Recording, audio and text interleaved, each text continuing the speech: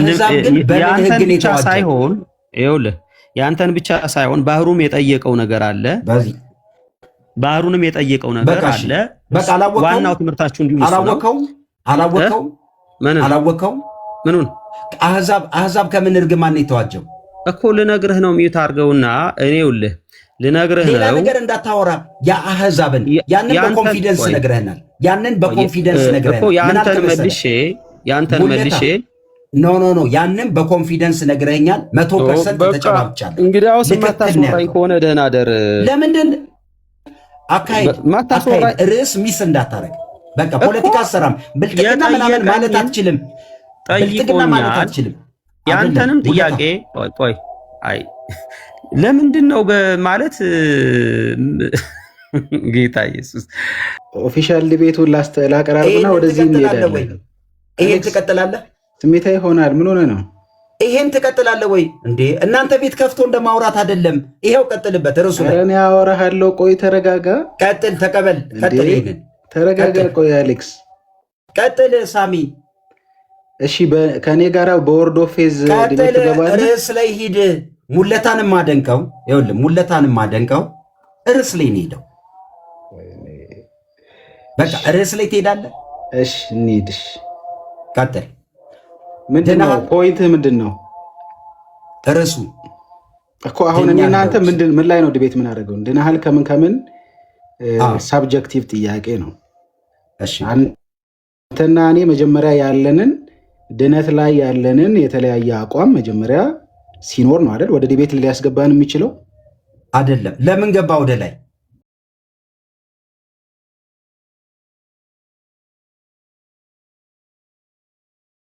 ያስላ የተናገረውን ማለት ነው። 1:18 እንዴ ብትሉ ሰይፍ ይበላቸዋል ብሎ ተናግሯል። ስለዚህ ንንዋቋል ህጉ አይመለከትም። ቆይ አንተን ይመለከታል። እኔ ላውራ። ለምን እያወራሁ አይደለ? ላውራና ገላትያ ላይ ሲጽፍ ከህጉ እርግማን ሁሉ ዋጀን ነው የሚለው። ኦኬ እሺ፣ ሚዩት አድርገውና ላውራና ከዛ ምን እንደማወራ አትሊስት እንኳን ተረዱ። ስለዚህ በግልጽ ምክንያት ህጉን በመጠበቅ የሚገኘው በረከት ከቦሃቃና ከማሰሮ ከማድጋ ጋራ ከእርሻ ጋር የተገናኘ ነው። ስለዚህ አሁን ባርኮናል፣ በክርስቶስ ኢየሱስ ተባርከናል ስንል ኤፌሶን ምዕራፍ 1 ላይ ያለው የተባረክነው እንዴት ነው፣ በማን ነው፣ የት ነው የሚለውን ነገር ግልጽ ነው። ስለዚህ በሰማያዊ ስፍራ በመንፈሳዊ በረከት የባረከን የኢየሱስ ክርስቶስ አምላክና አባት ይባረካል። ስለዚህ በሰማያዊ ስፍራ በመንፈሳዊ በረከት የተባረክንበት ቦታ በሰማያዊ ስፍራ ነው። በረከቱ መንፈሳዊ ነው። የባረከን የኢየሱስ ክርስቶስ አምላክና አባት ነው። የባረከን ደግሞ በክርስቶስ ኢየሱስ ነው። በረከቱ ከታች ተዘርዝሯል በግልጽ መንገድ ማለት ነው። ስለዚህ በአዲስ ኪዳን በብሉይ ኪዳን እርግማኑም ከቁሳዊ ነገር ነው፣ ፊዚካል ነገር እዚህ ምድር ላይ ካለ ነገር ነው። ከዛ ከከፋ ደግሞ ወደ ግዞትን ወደ ምርኮ ሊማረኩ ይችላሉ። ከጠበቁ ደግሞ እርሻቸው ሰብላቸው ምናምን ነገር ሊባረክ ይችላል። ቡሃቃቸው ማድጋቸው ማሰሯቸው ምናምን ነገር ሊሞላ ይችላል። ከዚህ ያለፈ ነው በረከቱ ነው እኛ እያልን ያለ ነው። ስለዚህ እርግማን ዋጀን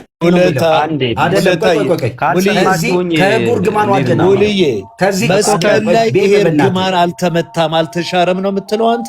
እሺ ስማኝ አንዴ እኮ ላውራ። እኔ ካላወራው ከህግ እርግማን ዋጀህ እኮ ነው የሚል። አልተዋጀም ወይም ተዋጀ። በቃ አልተዋጀም ልመልስላችሁ ላወራ እኮ ነው። ችግር የለውም። ይኸውልህ እየመለስኩላችሁ ነው።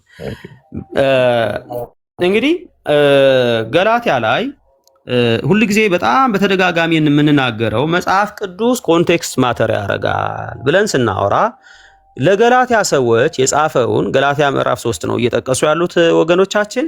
ገላትያ ምዕራፍ 3 ላይ የገላትያ ሰዎች በመገረዝና ህግን በመጠበቅ መባረክ እንዳለ መዳን እንዳለ አርገው የሰበኳቸው ሰዎች ተቀበለው ወደ ልዩ ወንጌል ዘወር አሉ። ስለዚህ ለማን ነው የተጻፈው? ወደ ልዩ ወንጌል ዘወር ላሉት። ስለዚህ ወደ ልዩ ወንጌል ዘወር ላሉት ለነዚህ ሰዎች በህግ ከሚመጣው ነገር ላይ በህግ ከሚመጣው ኩነኔ፣ በህግ ከሚመጣው ሞት፣ በህግ ከሚመጣው ነገር ድነናል ብሎ ክርስቶስ ተሰቅሎ አድኖናል አለ። አሁን ኢየሱስ ክርስቶስ የተሰቀለው የኔ ኢኮኖሚ ለማሻሻል አይደለም የተሰቀለው የኔ ጤና ለማሻሻል ያደርጋል ካልክ ቆይ ኮንቴክስት ማተር ያደርጋል። የገላትያ ቤተክርስቲያን የገላትያ ቤተክርስቲያን የአሕዛብ ቤተክርስቲያን ነው ወይስ የአይሁድ ቤተክርስቲያን ነው እኮ? እሺ ልነግርህ ነው እኮ የማን ነው? አሌክስ አንድ ደቂቃ ስጠኝ።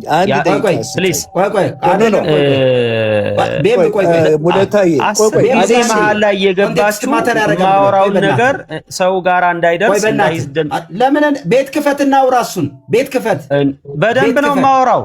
ቤት ክፈት እንዳይደርስ ትላለህ እንደ አንተ አቋም እንደማይታወቅ እኔ እኮ ነኝ የተለየ ነገር ማወራው። ና ማን ዜድ እፈልጋለሁ ታች ቁጭ ብሎ ኮሜንት እንደማድረግ አይደለም። ቆይ አንዴ ታች ቁጭ ብሎ ኮሜንት እንደማድረግ አይደለም። ና ግባ ወደ ላይ ፈልጋለሁ። ቆይ አንዴ ቤት ክፈትና አውራ ትጠየቃለህ። የገላትያ ስበኸኝ እኮ ነው ያስገባኸኝ። ለምን የገባው አስመሰልከው? ሐሳቤን እንዳልጨርስ ትላለህ እንዴ? እንዴት ነው ሐሳብን ማትጨርሰው? ቤት ከፍታለሁ። ቤት መክፈቱ ትጨርሳለህ። ግን የተሳሳተ ነገር አታወራም። የተሳሳተ ነገር አታወራ እኮ። የተሳሳተ ከሆነ ትሄድበታለህ። እኔ ስጨርስ ዛሬ ይዣለሁ ቅድም የተናገርከውን ቃል አሁን እዚህ ጋር ስለሻርከው በጣም ነው የማዝነው። አሁን አንተ የምጠይቅህ መርገም እና ኃጢአት ነው። በክርስቶሎጂ ትምህርት ነው አሁን እየመጣሁ ከአንተ ጋር ላውራ ከእሱ ጋር እኔ የምፈልገውን ነገር ነው ያመጣልኝ። ጠይቅና ሚዩት አድርግሽ አረግልሃለሁ። የተሳሳተ ነገር ግን አታወራም። የተሳሳተ ማለት ኮንቴክስት ብለሃል፣ በእውቀት አድርገዋል። የገላትያ ቤተክርስቲያን የአሕዛብ ቤተክርስቲያን ነው ወይ የአይሁድ? የአሕዛብ ነው። አሕዛብ ህግ ተሰጥቶታል እኮ። ልመልስልህ መልስልኝ ወዳጄ። የአሕዛብ ቤተክርስቲያን ህግ ተሰጥቶታል? አሌክስዬ ስማኝ እስኪ ብራዘር፣ አስገቡባቸው። አልተሰጣቸውም አልኩ። ህግ ካልተሰጣቸው ሰማኛ፣ ህግ ካልተሰጣቸው ከህጉ እርግማን ዋጀን የሚለው ኮንቴክስቹዋል ሲያወራ ህግ ለተሰጣቸው አይሁዶች ነው ካል የዘዳግም መጽሐፍ ለአሕዛብ ነው ለአይሁድ ነው? እሺ ሚዩት አድርገው። ይኸው እንግዲህ በደንብ ስማኝ። እየጠየቅኩ ነው። ለአሕዛብ ነው ለአይሁድ ነው? ስማኝ ብራዘር፣ ህግ አስገቡባቸው። ጥያቄና መልስ ነው ማለት ነው። ለአይሁድ ነው የተሰጠው። ይኸውልህ እንዴት አይደለም። ጥያቄውን መልስ። ለአይሁድ ነው የተሰጠው። አንዴ ላይ ቆምክ እኮ አይደለም። የዘዳግም ቃል ለአይሁድ ነው ለአሕዛብ? ነገርኩህ እኮ ለአይሁድ ነው የተሰጠው እኮ አልኩ። ገላትያ ቤተክርስቲያን ታዲያ ምን አገባቸው እኮ? ልመልስልህ ምን እንዳገባው። በቃ ይኸው ጠየቀኝ። ቴንኪው ምን እንዳገባው ልመልስልህ። ስለዚህ ምን ያገባው ምክንያት ይኸውልህ ልንገርህ። ሰዎቹ መጡና ከኢየሩሳሌም በኩል ነው ተልከን ከይሁዳ ነው የመጣ ነው ከነ ያዕቆብ ዘንድ ነው የመጣ ነው አሏቸውና ጳውሎስ የሰበከው ወንጌል ሙሉ ወንጌል አይደለም፣ የተሟላ ወንጌል አይደለም። ህግም ያስፈልጋችኋል። ስለዚህ ህግ ያስፈልጋችኋል፣ ተገረዙና ህግን ጠብቁ አሏቸው። ስለዚህ የኦሪትን ህግ አሁንም ያስፈልጋል፣ ክርስቶስ ብቻ አይደለም ብለው አሏቸው። ስለዚህ ሰዎቹ ደግሞ ተታለው ተቀበሉ። ጳውሎስ ደግሞ ትክክል አይደለም፣ ህግ አሁን አስፈላጊ አይደለም ብሎ አሁን በህጉ አስፈላጊ አይደለም ኢንኬዝ ለመጽደቅ ማለት ነው። ልትጸድቁበት ህጉ ለማጽደቅ አይደለም ቀድሞም የተሰጠው። ስለዚህ ለመዳን አይደለም የተሰጠው ህጉ፣ ህይወት ለማግኘት አይደለም የተሰጠው። ከዛ ብሎ ደግሞ ህጉ ወደ እናንተ ያስገቡባችሁ ሰው አሁን አንድ አይነት አቋም አለን። ተስማምቶናል። እሺ ልጠይቅህ፣ አሕዛብ እርግማን አለበት የለበትም? እርግማን አለበት። የምን እርግማን? ምን አውቃለሁ? ጥያቄ ነው የምጠይቅህ። አሕዛብ የምን እርግማን እኮ እኔ ምን አውቃለሁ? አለበት የለበትም በል። የምታውቀውን የምትጠይቀውን ነው የማታውቀው እንዴ? መልስህን ነው እንጂ የምን እርግማን አለበት? አሕዛብ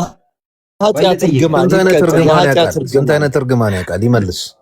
ቆይ ሙለታን እየጠየቁት ነው። ቆይ ሙለታን የኃጢአት እርግማን ሂዳ ሙለታ ቆይ አትንገር፣ በእናትህ ቆይ በእናትህ አትንገረው። ቆይ አትንገረው ሙለታ። የገላትያ ቤተክርስቲያን ችግር ከአይሁድ የመጡ ህግ የሚያስተምሩትን ከልክሏቸዋል። በትምህርት በህግ ጽድቅ የለም ለመዳን ብለኛል አይደል? አይዋ እሺ። አሕዛብ ቤተክርስቲያን ተብለው የሚሰበክላቸው አሕዛብ ህጉ አይመለከታቸውም አይደለ? አይመለከታቸውም። ህግ ለአሕዛብ አልተሰጠም። በጣም ጥሩ። የአሕዛብ ቤተክርስቲያን ግን ከእርግማን ተዋጅተዋል አልተዋጁም? በህግ ቆይ እሺ ልመልስልህ። ያው ጠየቀኝ አይደል? አሁን እመልስልሃለሁ። ስማኝ፣ የአሕዛብ እርግማን ህግን ባለመጠበቅ የመጣ እርግማን አይደለም። አክቹሊ ምንም ጥያቄ የለውም። ህግን ባለመጠበቅ የመጣባቸው እርግማን የለም። እነሱ ሲጀመር የቁጣ ልጆች ናቸው። ኦልሬዲ ከዲያብሎስ አሰራር ስር ናቸው። ኃጢአትን በግልጽ ነው የሚጨልጡት። ህግ ተሰጥቷቸው ይህንን ህግ ባለመጠበቃቸው ምክንያት ተብሎ የመጣባቸው እርግማን የለም። ቅድም ያነሳችሁት ደግሞ ገላትያ ምዕራፍ 3 ያለውን ሀብታም ትሆናላችሁ ስለ ድህነትም አይደለም ኮንቴክስቱ የሚያወራው ገላትያ ውስጥ ከድህነት ሀብታም ጋር ትሂድ። መሰረታዊ ክርስትና ላይ እኮ ጠቀሰው አሌክስ። አይደለም ኢየሱስ ክርስቶስ አይደለም እንግላችሁ ይገለጽ ይበቃ። ጥያቄና መልሱ ላይ የአሕዛብ ቤተክርስቲያን ከእርግማን ነፃ ናቸው ወይ? ኢየሱስ መስቀል ላይ ሲሞት የአሕዛብ ቤተክርስቲያን ከእርግማን ተዋጅተዋል ወይ? መለስኩልህ። የህግ እርግማን የሚባል የላቸውም አልኩ ብራዘር። ከየትኛው እርግማን ነው የተዋጁት? በጣም ጥሩ እኮ ስማኝና ልንገርህ፣ አለቀ። ስለዚህ አሕዛብም ራሳቸው በሞት ስር ናቸው፣ በሞት ጥላ ስር ናቸው። ቅድም አንተ ቆላሲስ አነበብክ። እንግዲህ ከጨለማ ስልጣን አዳነን ብሎ ወደ ልጁ ፍቅር መንግስት፣ ወደ ቤዛነታችን ወዳገኘንበት ወደ ፍቅሩ ልጅ መንግስት አፈለሰን ብሎ ተናገረ። ስለዚህ በጨለማ ስልጣን ስር ነበርን አሕዛብ እንጂ ህግን በተመለከተ ይሄን ባለመጠበቃችሁ ይሄን እርግማን ይመጣባችኋል። ይሄን ባለመጠበቃችሁ ከእርግማን ግን ተዋጅቷል አሕዛብ። ምን ጥያቄ አለው? ስለ ህግ እርግማን ነው እንጂ ያልኩህ። እርግማን ምንድነው እንዴ? ምንድነው እርግማን እንዴ? እየነገርኩ እኮ ነው። ከየትኛው እርግማን? የህጉን ለየህልኝ። ቆይ በእናታችሁ የህጉን እርግማን ይኸውልህ ለየህልኝ። ተስማማን። የአሕዛብ የገላትያ ቤተክርስቲያን ወይ አሕዛብ ጠቅላላ እርግማን ነበረበት ወይ? አዎ ብለኸኛል። እንደ አይሁድ አይነት እርግማን ነው ወይስ የተለየ እርግማን ነው? እሺ ቆይ ልመልስልህና መሀል ግን አትግባ። እኔ ግን በጣም ለምንድነው ትዕግስታችሁ ጥያቄውን ስጠይቅ ወደ ሌላ እንዳትሄድ እኮ ወደ ሌላ የማትሰራው ነገር ምን መሰለህ? ፍሬም ሰጥቻለሁ። እሺ አይ በጣም እኮ ነው የሚገርም። ዞሮ በዚህ ማለ በዛ ጥያቄውን እመልስልሃለሁ። አታስቁኝ። መልስ። አይ እየሰማሁ ነው እኮ እንትን አትበል፣ አትጣደፍ። ትዕግስት ይኑረህ። ልመልስልህ። እኔ ወርዳለሁ ብለኸኛል እኮ ለዛ ነው የምታደፈው። ከቆየህማ ሪላክስ አድርገህ መልስ። ሪላክስ አድርግ። እሺ ቆያለሁ፣ ግን በቃ መሀል ላይ አትግባ። ቆያለሁ። በቃ በርዕሱ ቀጥል። በርዕሱ እንደሱ ከሆነ ሚውት አድርጋለሁ። ከርዕሱ ልመልስልህ፣ አካሄድ አደርጋለሁ። ቀጥል። ልመልስልህ። ይሄንን ልመልስልና ወደ ርዕሱ እንመለሳለን። ስለዚህ የገላትያ ሰዎች ያስገቡባቸው ግልጽ ህጉ አስገቡባቸውና ህጉ መጽደቂያ ይሆናል ብሎ አሏቸው። ስለዚህ ህጉ መጽደቂያ አይደለም ብሎ ኦልሬዲ ከህጉ ዋጅቶናል ብሎ ነገራቸው። ህጉ ከሚያመጣው እርግማን ዋጅቶናል ብሎ ነገር ተስማማን። የለብኝም እሱ ላይ ያንተ ብቻ ጥያቄ አንደኛ ያንተ ብቻ ጥያቄ አይደለም እየመለስኩ ያለሁት አሌክስ። ባህሩንም ጠይቆኛል። እኔ ጠይቅ ባህሩን እንዳይገባ ጠይቆኛል። መልስለት። ቆይ አይደለም ባህሩን ቶ ይኸውልህ እኔ ያልኩህ የህጉን መልሰህልኛል። የአሕዛብ ቤተ ክርስቲያን በምን ህግ ነው የሚዋጁት? ኢየሱስ በመስቀል ላይ ዋጃቸው ካልከኝ በምን ህግ? አስቀምጥልኝና ላውራ። ምን አለበት ካወክ ንገረኝ። ደቂቃ አስቀምጥልኝና ላውራ። እሺ ምን ያህል ደቂቃ የምትፈቅድልኝ? የአይሁድን ነገርከኝ። በቃ ጨርሰሃል። የአይሁድን ጠይቅ። የአይሁድን በጣም 100% መልሰሃል። ተስማምቻለሁ። አልጋጭልም። የጠየከኝ አይደል? አንተም ጠይቀኸኛል። መለስክ እኮ። ቆይ ልመልስ። ያንተን ህጉ መልስ። ሰውን 273 ሰው አትታመምም እያላችሁ የሌለ ተስፋ እየሰጣችሁ የውሸት ተስፋ ልመልስ። አላልንም። ቆይ የውሸት ተስፋ ነው። ይኸው ባህሩ ሲናገር ነበረ። ልመልስ። እኔ የውሸት ተስፋ አትስጡ ነው። የውሸት ተስፋ አይደለም። የውሸት ተስፋ አይደለም። የውሸት ተስፋ እንጂ አሌክስዬ ችግር የለም። ሙለት አለምን አንድ ቃል በሽታ የኃጢአት ውጤት ነው። ቆይ ይኸው አውርጄልሃለሁ። ከኔ ጋር አውራ። ይኸው አውርጄልሃለሁ። እሺ አሁን ይኸው ትልቁ ላይ ያደርግሃለሁ። በል አሁን ታወራለህ። የምታወራው ምን መሰለህ? እንዳትረሳ የአሕዛብ ቤተ ክርስቲያን ሕግ አላቸው ወይስ የላቸውም? ስለ የላቸውም። ለምን? የዘዳግሙ የእስራኤል ነው ብለኛል። አሕዛብ ከሕግ ተዋጅቷል ወይ? አልተዋጀም። ከተዋጀ ተዋጅቷል፣ ካልተዋጀ አልተዋጀም። አለበለዚያ ማድረግ ምን መሰለ፣ መልስ ከሌለ ወደሚቀጥለው ጥያቄ ትገባለህ። ይመቻል? እመልሳለሁ። ደቂቃ ታስቀምጥልኝና ካልመለስኩትም አልመለስኩም ትላለህ። በደቂቃዬ ፐርሰናል የማደርገው ነገር አካሄድ ቤት ከፍቻለሁ። አካሄድ አካሄድህን ይዘህ ሰላም ደር አካሄድ። እሺ ካላወቃችሁ ይመቸናል። በቃ አየህ፣ የህጓን ያቃታል። ቆይ የህጓን ያቃታል። አየህ፣ አይሁድ ህግ አለው፣ ተስማምቻለሁ። አሕዛብስ አያቃትም። ና ወደ ላይ ምታቅ የአይሁድን። ለዚህ ነው የገላትያን ጥቅስ አቢዙ ልታረጉ አታቋትም። አሁን እንትና ቤምን አስገባዋለሁ። በጣም ለዚህ ነው ምላችሁ እናንተ በጣም ነው ህዝቡን እኮ ማለት ሳክሳችሁ ማለት ነው። የለም እግዚአብሔር ምስክሬ ነው ምላችሁ። ይኸውልህ ወደ ላይ መጥቶ እኔ ማነው ዜድ የምትባለው ወንድሜ በእግዚአብሔር እየጸለይኩ ነው ስለተስያለሁ። እኔ ቤትና እንደ ድሮ አይነት ልጅ አይደለው። ና ከታች ቁጭ ብሎ ኮሜንት እንደ መጻፍ አይደለም። ኦርቶዶክስን እንደ መሳደብ አይደለም። ና ሙሌ አልኩ፣ ይቅርታ። ማን ነው ዜድ? ኦርቶዶክስን እንደ መሳደብ አይደለም። ናግባ ጸልያለሁ። ዜድን እግዚአብሔር ሆይ አምጣው ብዬ ና ዜድ ና፣ ካንተ ጋር ዲቤት እፈልጋለሁ። እንዲሁም ማነው ቆርጠሻለች? ማን አለ? ዜድን እፈልግሃለሁ። ቁጭ ብለ ኦርቶዶክስን እንደ መሳደብ አይደለም፣ ከታችም ኮሜንት እንደ መጻፍ አይደለም። ናግባ ተይዛል። ሙለታ የአሕዛብ ሕግን እንኳን አያውቀውም። እኔ አያውቀውም። ለዛ ነው ልውረዳል። አየ አትሰራም አለ። ጻፉልኝ። ዜድ ናገባ፣ ካንተ ጋር እገባለሁ። ምንም በቃ እፈልጋለሁ። ያንን ባህሪን እኔም እችለዋለሁ። በቃ ችግር የለም። ቤት ከፍተ ቢያም ብላለሽ። በቃ ሰሩልኝ። ዜድ እግዚአብሔር ምስክሬ ነው። ኦርቶዶክስን ቤት ከፍተ እንደ መሳደብ አይደለም። ና እፈልግሃለሁ። አሁንም ካለና ወደ ላይ እዚህ ቁጭ ብለህ በኮሜንት እንደምትጽፈው አይደለም። ና ጥያቄ ትጠየቃታለህ።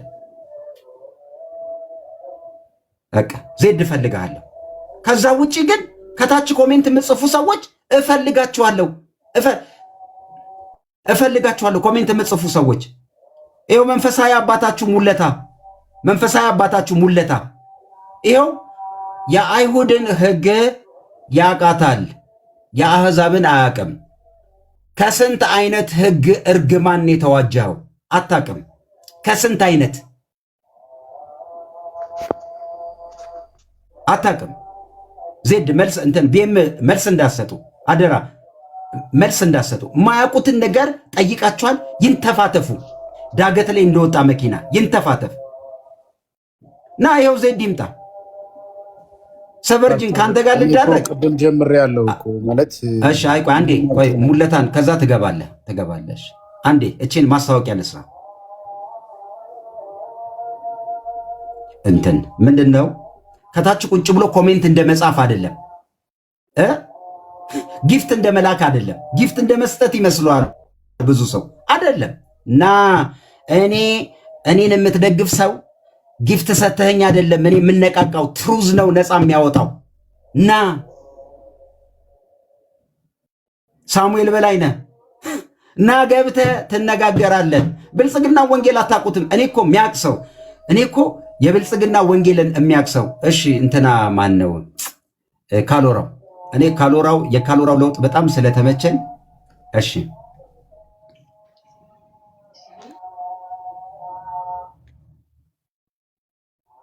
አቤት ካሎራው፣ እንዴት ነው? በጣም በአንተ ለውጥ ተደስቻለሁ። ይህም በዚህ አጋጣሚ ሳልመሰክርልህ አላልፍም። አሌክስ ማለት ነው። በሌሊት ስሜታ ያደረጉ ምንድን ነው? አይ ቆይ እንትን ካሎራውን ሰላም ብዬ ወደ አንተ እመጣለሁ። ካሎራው በእውነት ይሄ በቀደምም 2 ጊዜ 3 ጊዜ አንድ ሰው ቤት አንድ እኔ ጋ ሌላም ቦታ አንተ ስታወራ ሰምቻለሁ። እና ለውጡ ምንድን ነው ያየሁት? በቃ ሐሳብ ላይ መሄድ ትችላለህ። እኔ ቤትም ገብተህ ሁለቴ ሰው ቤትም እንዲያውም በትምህርት ሞግቱ ወደሚል እውቀት መጥተህ ስትከራከር እኔ ለዛ እግዚአብሔር ምስክሬ ነው። ሙለታ እንትን ማን ነው ካሎራው አመሰግናለሁ። ሐሳብ ቀጥል። እሺ ቴንክ ዩ አሌክስዬ፣ ፎርማል ዲቤት ካንተ ጋር ማድረግ ፈልጋለሁ። እባክህ እንደው ፈቃደኛ ከሆንክ እዚህ አሁን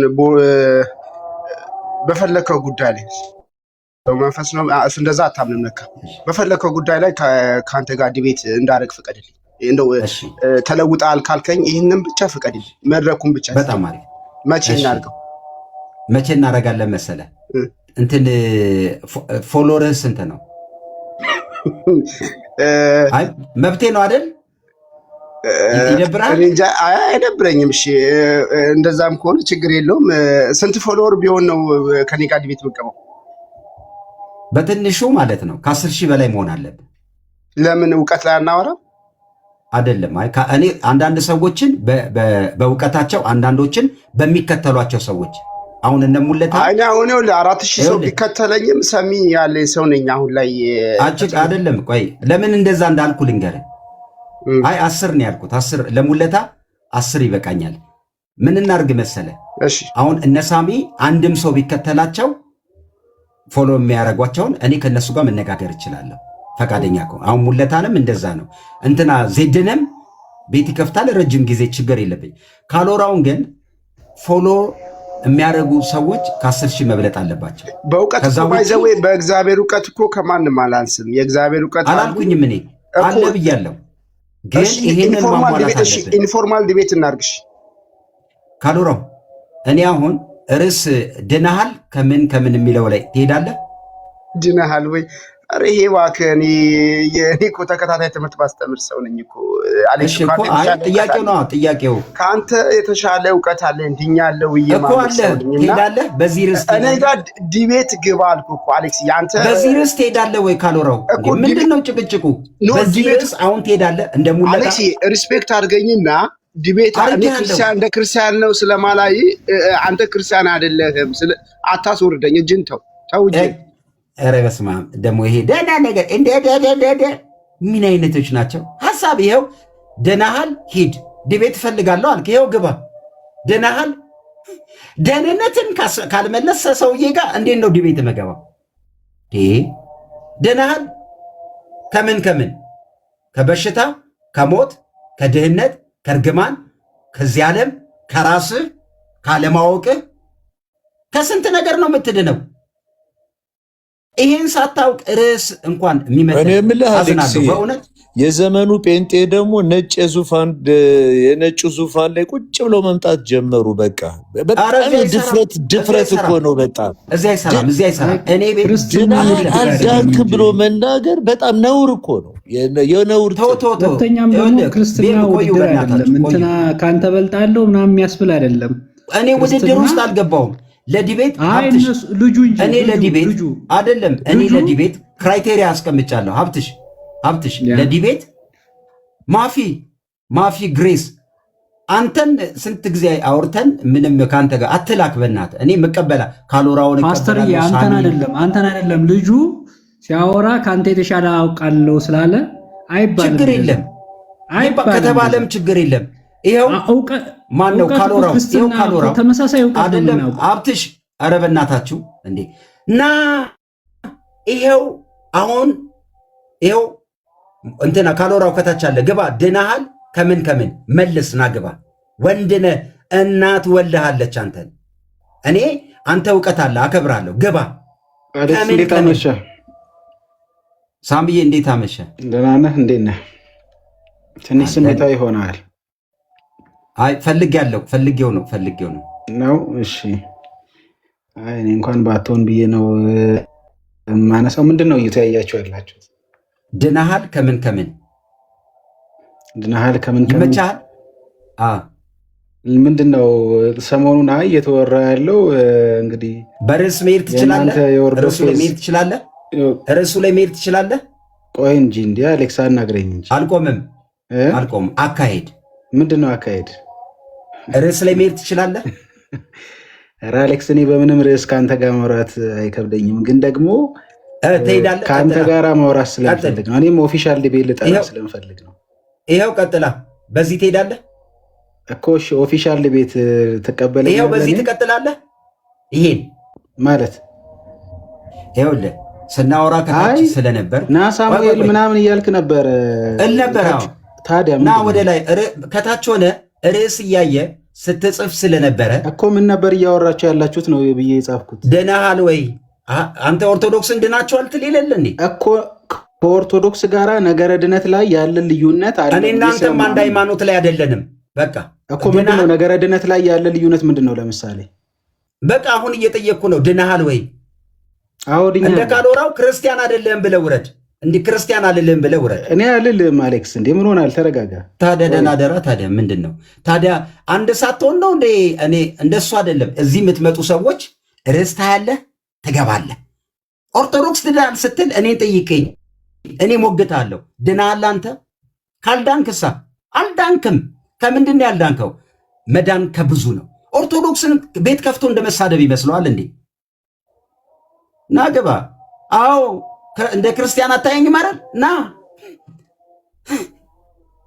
በጣም ነው ያበዛችሁት። እዛ ቤት ከፍተህ ተደራጅተህ እንቃወማለን እንቃወማለን። እቃወማለሁ።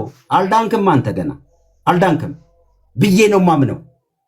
ወንጌል ለእናንተ ይሰበካል።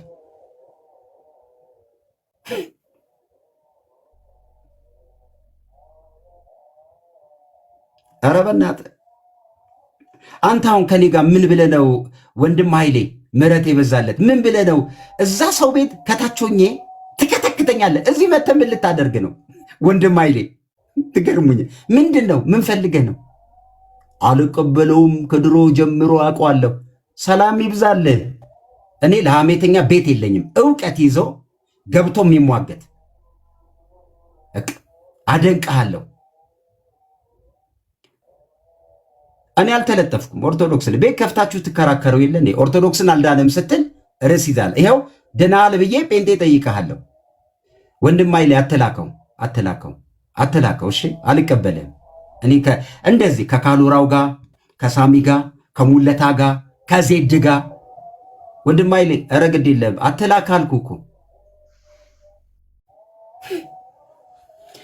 ለሳሚ እድል የምሰጥህ ቤት ክፈትና አሌክስ ክርስቲያን አይደለም ብለህ ሂድብኝ፣ ፈቅጄልሃለሁ። በቃ ይሄ እዚህ ጋር ፒተር የሚባለው ማለት ነው። እኔ እኮ እሰማችኋለሁ። ሰው ቤት እዛ ሶሪቲ ቤት ወንድ ከሆንክ በርዕስ ላይ የምትሄድ ከሆነ ትሄዳለህ። ክርስቲያን አልልህም።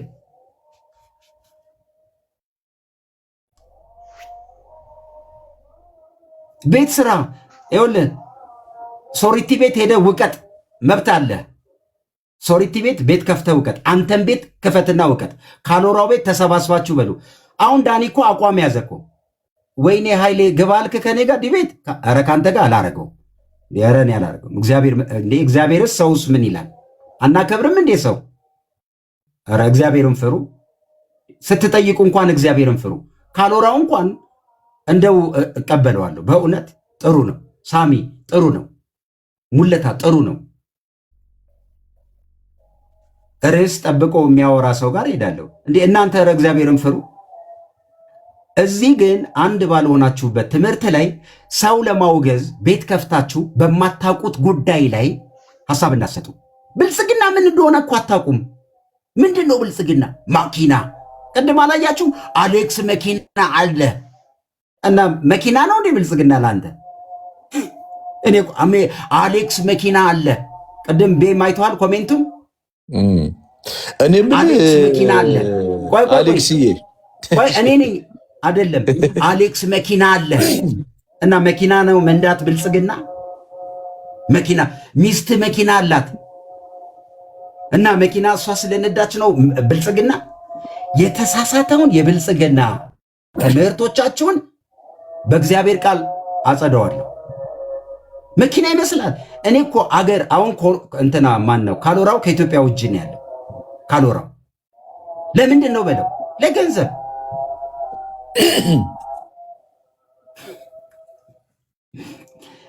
አዎ እዚህ ቤት የመጣችሁ በአንድም በሌላም ተደራጅተህ ከዚህ በኋላ ማንንም ስህተት ነው ማለት ሄሬሲ አትችልም። አንድ በል መንፍቃል አትችልም። አንተ ሉትራንን ተቀብለ ሉትራን ብለ ተቀብለ አንድነን ብለ ኦርቶዶክስ ትላለ። ታሳዝኑኛላችሁ። አንተ ሪፎርምዶቹ በነገረ ድህነት ጥያቄ ያለን የሙለታ ትምህርት ካጋንንት ነው ብለ አንድ ነው። እግዚአብሔርን ፍሩ። ሰው ይታዘባል። እግዚአብሔርን ፍሩ። እንዱ መቃወም ብቻ ስለምትወዱ በእውቀት ቤት ስትከፍቱ እኮ እየሰማው ነው። ከታች እየሄድኩ ቤት ስትከፍቱ እሰማለሁ። ምን እንደምታወሩ ታውቃላችሁ? ጃፒ እንትን ነው፣ ከበደ እንትን ነው፣ ዮናታን እንትን ነው፣ ሌላ የለም። እኔ ግን በተደራጀ ትምህርት ነው ማወራ። በተደራጀ ትምህርት የእግዚአብሔር ቃል እያልኩ ሰው ከማወራ እኔ ቤቱን ዘግቼ ቁጭ ብል ይሻለኛል። እግዚአብሔር ምስክሬ ነው። ይሄን ደግሜ ይላል። ኦርቶዶክስን እንደ መቃወም እንዳይመስል ቤት ከፍቶ ና ከኔ ጋር ብዬ ርዕስ ሰጥቻለሁ። ድናሃል? ገና እኮ ለማሸማቀቅ ክርስቲያን አይደለም አሌክስም የምታሸማቀቅ እኔ የታውቃለሁ። እዚህ አይቻችሁ አላቅ፣ ማን እንደሆናችሁ አላቅ። እኔ ወንጌል ለመስራት ነው የመጣሁት። አለቀ። በራስህ ትሄዳለህ፣ በራሴ እሄዳለሁ። አታቀኝ፣ አላውቅህ። በሃይማኖት አንድ አይደለንም፣ በአስተሳሰብ አንድ አይደለንም፣ ስለ እግዚአብሔር ባለን እውቀት እንኳን አይደለንም። በቃ አለቀ። እዛው እንደለመድከው ኦርቶዶክስን መሳደብን ትጀምራለህ። አለቀልህ። እዚህ ትመጣለህ፣ አትችልም። በቃ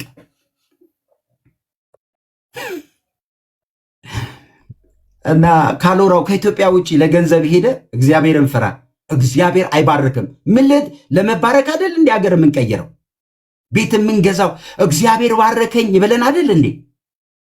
እንደ ጴንጤ እኮ ደስ የሚለኝ ዲፕሎማሲ እግዚአብሔር እኮ ስኬቴን። ታዲያ ቤት ስትገዛ ዲግሪማ ስትይዝ ማስተርስንማ በቃ ጌታ ከበረኝ አይደል የምትሉት?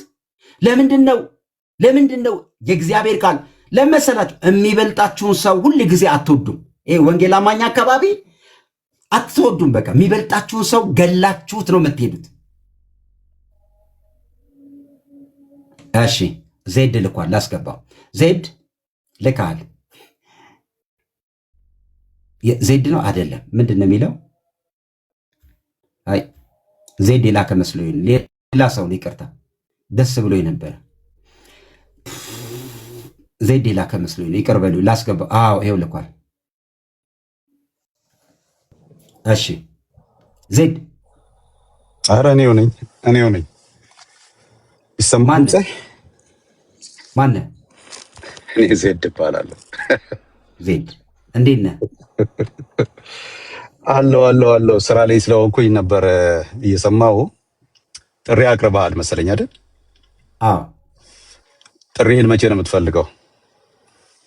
አንተ መቼ ትችላለህ? እዚህ የምትሰሩ ሰዎች እንትን ላይ እኔና ዜድ መቼ ነው የምትፈልገው አንተ? በምን ላይ ነው የምትፈልገው? በምን ላይ? አሁን ባነሳው ሀሳብ ላይ ነው። ድህነት የእግዚአብሔር ፈቃድ ነው ወይስ አይደለም የሚል እኔ የእግዚአብሔር ፈቃድ ነው ብዬ አላምንም። ለምን እገባለሁ በዚህ ጉዳይ? በጣም ማን ነው የወንጌል አማኝ ድህነት የእግዚአብሔር ፈቃድ ነው ብሎ አያምንም? ድህነትም ሀብትም ይኸውልህ፣ ድህነትም ሀብትም እግዚአብሔር አንተን ድሃም ሀብታም የማድረግ እንትን የማድረግም ሀሳብ የለውም። እግዚአብሔር በልጁ በክርስቶስ ኢየሱስ እግዚአብሔር መጽሐፍ ቅዱስ ላይ እግዚአብሔር ሲባርክ ሰዎችን አይተናል። ኦኬ አንዴ አይወልህ በደንብ አድርገህ አታምንም? እግዚአብሔር ሰዎችን እንደሚባርክ እግዚአብሔር ሰውን ይባርካል። ይኸውልህ እግዚአብሔር መጽሐፍ ቅዱስ ሲናገር እግዚአብሔር ባለጠግ ይኸውልህ አሁን ሲባርክ አላየሁም አላልኩም። እንዴት ነው የምትሰማው? አልክ እኮ ለራስህ ብቻ እንዲመች አድርገህ አትስማ እንጂ አይደለም። እሺ ወደ ርዕሱ አንድ ጊዜ ወደ ርዕሱ አንድ ጊዜ ቤታችንን ርዕስ አንድ ጊዜ ይኸውልህ አሁን እኔ ለአንተ ይኸውልህ አይ ስትፎክር ስለነበረ ልቀበል የገባሁት መጣህልኝ እኮ እፈልግሃለሁ። ስትጸልይ ስለነበረ ጸሎትህን ርዕስ ልስጥህ እኔ አይደል የጠራው? ድህነት የእግዚአብሔር ፈቃድ አይደለም። በቃ ተስማምተናል። በቃ አንድ አይነት እምነት ነው። ሁለተኛ እግዚአብሔር ሰዎችን ያበለጥጋል ብለህ ታምናለህ?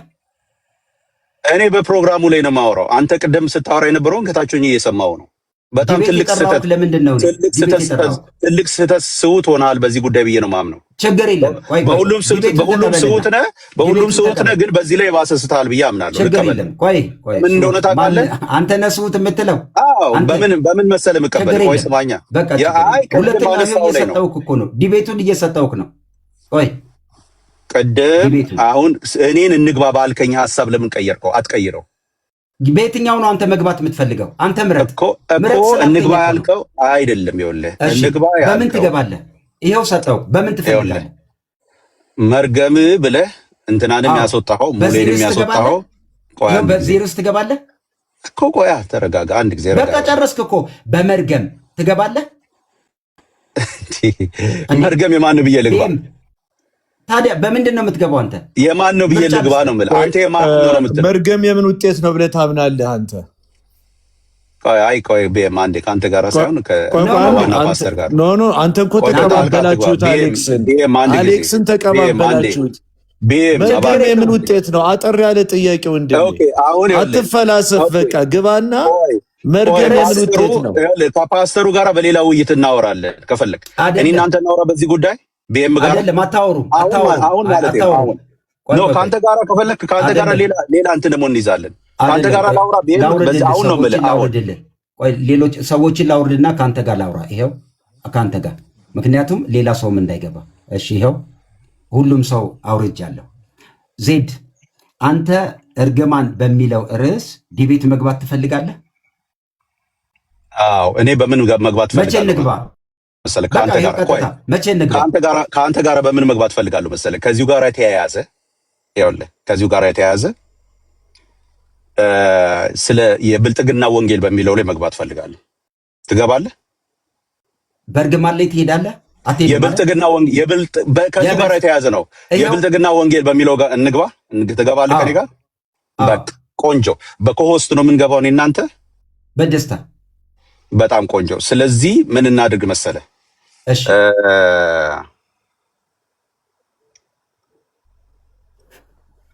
ትንሽ ቢዚ ስለመሆን ነገና ከነገ ወዲያ ማክሰኞ። እሺ እዚህ ያላችሁ ሰዎች ቢያምብል ቆርጠሽ ካላችሁ ለማክሰኞ ከዜድ ጋር ርዕሱ የብልጽግና ወንጌል የሚል ነው አይደል? የብልጽግና ወንጌል መጽሐፍ ቅዱሳዊ አይደለም የሚል ነው። በጣም አሪፍ ጨርሰናል። በዚህ ርዕስ ትሄዳለህ? አሁን እዚህ ባለ ነው ትንሽ ትሄድበታለህ? አዎ እንችላለን። በጣም አሪፍ። በቃ ሰዓት። አይ እኔ ያንተ ጥያቄህን ነው የምመልስልህ። በነገራችን ላይ ሰዓት ኖ ጥያቄን ነው የምመልስልህ። ይኸውልህ ጥያቄን አንተ ለብልጽግና የፈለከውን እሱን እንነጋገራለን። ቼክ አድርጌ እነግርሃለሁ። አይ እዚሁ እየጻፉ ነው። እረፍት ስለምወጣ ማክሰኞ ያልኩት ማክሰኞ ከስራ እረፍት ወጣለሁ እና ወደ ማታ 2 ሰዓት ይሁን ማክሰኞ ማታ 2 ሰዓት። አዎ እሱን ወይ ማክሰኞ ነው የምናደርገው። ሞስት ዴፊኒትሊ ማክሰኞ የምናደርገው። ምናልባት ግን አንዳንድ ነገሮችን አይቼ ሮብ ልናደርገው ስለምንችል ነው። ሮብ ግን ወይ ማክሰኞ ወይ ሮብ ማታ ነው የምናደርገው። እንደዚህ ይደረግልን። በአንተ ማታ እዚህ ጨርሰን እንውጣ። ምንም በስልክ አንደዋወልም። ስሙኝ፣ አይ በውስጥ ነው የምልህ። በውስጥ አሁን ፈትቻለሁ እኮ። ስለዚህ በውስጥ እናወራለን ነው ያልኩህ። እንትን ምንድነው ስሙ? በውስጥ እናወራለን አይደለም? እንትን የሚሰሩልን ልጆች እኔ ሰው ሰራ አልሰራ ምን አስጨንቀኝ? እኔ ከአንተ ጋር መወያየት የምፈልገው ማስታወቂያ ምን ያስፈልገናል? ማስታወቂያ ምን ያስፈልገናል? የሚመጣ ሰው ይመጣል፣ የማይመጣ አይመጣም። በቃ ይኸውላችሁ እኔ እናንተ ነን የምንወያየው። የኛ የፕሮቴስታንት አማኞች ይመጣሉ፣ እዚህ ያሉ እነሱ ካሉ ይሰሩልናል። እኔ በሌላ እኛ አንድ ነን እንዴ? አንተማ ክርስቲያንም አይደለም እኮ ምን በቃ ስለዚህ ክርስቲያንም አይደለም ስላልሆንክ አንተ የአንተን ጭንብል እገልጣለሁ፣ ሮብ ዕለት እገልጣለሁ። ስለዚህ ችግር የለውም። እሺ ችግር የለም። ወይ ኦጄነ ወይ ምናምን እንግዲህ ሮብ ዕለት ወይ ማክሰኞ ወይ ሮብ እናያለን ማለት ነው። ሮብ ዕለት ይኸው በቃ አትሂድትም፣ አትደውልልኝ፣ እንዳትደውልልኝ፣ እንዳትጽፍልኝ ሮብ ዕለት 2 ሰዓት አልፈራህም አይደል? ይሄው 2 ሰዓት ምንድን ነው? አይ ሁለትማ አይመቸኝም። እኔ ቀን እኮ ነው ያንተ 2 ሰዓት ማለት ያንተ 2 ሰዓት በጣም ቀን ነው ለኔ። እሺ ስንት ሰዓት አሁን ኢቭን ይሄን ሰዓት ራሱ ብናደርግኛ እኔ ጋር አሁን ገና 7 ሰዓት ከምሽቱ 1 ሰዓት ማለት ነው። እኔ ጋር አሁን ይሄ ስንት ሰዓት ይሁንልህ? በቃ በዚህ ሰዓት አካባቢ ከምሽቱ 7 ሰዓት አካባቢ እንደዚህ አካባቢ ከምሽቱ 7 ሰዓት ይሄው በአንተ 7 ሰዓት ነው። ከምሽቱ 7 ሰዓት ኦልሞስት በአንተ 7 ሰዓት ነው የሚሆነው። ከሌሊቱ 8 ሰዓት ሆነኛ ጋር ከሌሊቱ በቃ 8 ሰዓት አድርገዋ እንግዲህ። እሺ ከሌሊቱ 8 ሰዓት ከሌሊቱ 8 ሰዓት በቃ ከሌሊቱ 8 ሰዓት ሮብ ዕለት በራሳችን ቤት ከፍተን እንቀጥላለን ማለት ነው። አለቀ። ደህና ደር። አይ ቆይ ለምን ታስወጣኝ? ቆይ ከዚህ በዚህ ደህና ደር። ጨርሻለሁ። ሮብ ዕለት በቃ ከዜድ ጋር መፈልገውን አግኝቻለሁ። ሮብ ዕለት ከምሽቱ 8 ሰዓት ከዜድ ጋር ዲቤት እንገባለን። በቃ አለቀ። ስለዚህ የምናደርገው ምን መሰላችሁ? ትሰሩልኛላችሁ፣ ቪዲዮ ትሰራላችሁ። እኛም ሰው የዚያን ቀን ከሌሊቱ 8 ሰዓት ላይ ሳሙኤል ንጉሴ፣ ሳሙኤል በላይነህ እንቅልፍ የለም፣ ሙለታ እንቅልፍ የለም። በል እንግዲህ ተያይዘን ለዚህ ህዝብ እውነት እንገልጣለን። በሌሊት ብሏል። በቃ በሌሊት ብሏል። በሌሊት ብሏል። አንድ ሃይማኖት አይደለንም። ከኔ ጋር አንድ ሃይማኖት አይደለንም። በቃ አለቀ። እኔ ያው መሞግተው ከግማሽ ከፊል እስልምናን ከሚያምን ይኸውላችሁ፣ መሞግተው ከፊል እስልምና ትምህርት ካለው ከፊል ይኸውላችሁ እኔ የማምነው ማለት ነው። ከዛስ ተራ ሰጣለሁ ለእያንዳንድ ትገባለህ። ብልጽግናን አታውቁትም ስልህ፣ የእግዚአብሔር ቃል አታውቁም ስልህ፣ ከዛን ቀን ጀምሮ ጉሮሮዬ እየደረቀ ነው ስልህ፣ እናንተ እኔን አንተ ክርስቲያን አይደለም የምትሉት ኦርቶዶክስን ለመስደብ አንድ ናችሁ ስልህ ጉሮሮዬ ደረቀ እኮ። እዚህ እኮ እርስ በርስ አትስማሙም ስልህ፣ ሙለታ የሚያምነውን ዜድ እኮ አያምንም እያልኩ አሁን እኔን ለመስደብ አንድ ይሆናሉ። እዩ እንግዲህ በቃ ከዚህ በኋላ አንድ ይሆናሉ።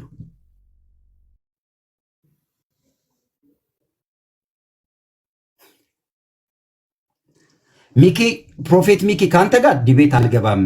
በቃ ከአንተ ጋር አልገባም። የምፈልጋቸው ሰዎች አሉኝ። ዜድ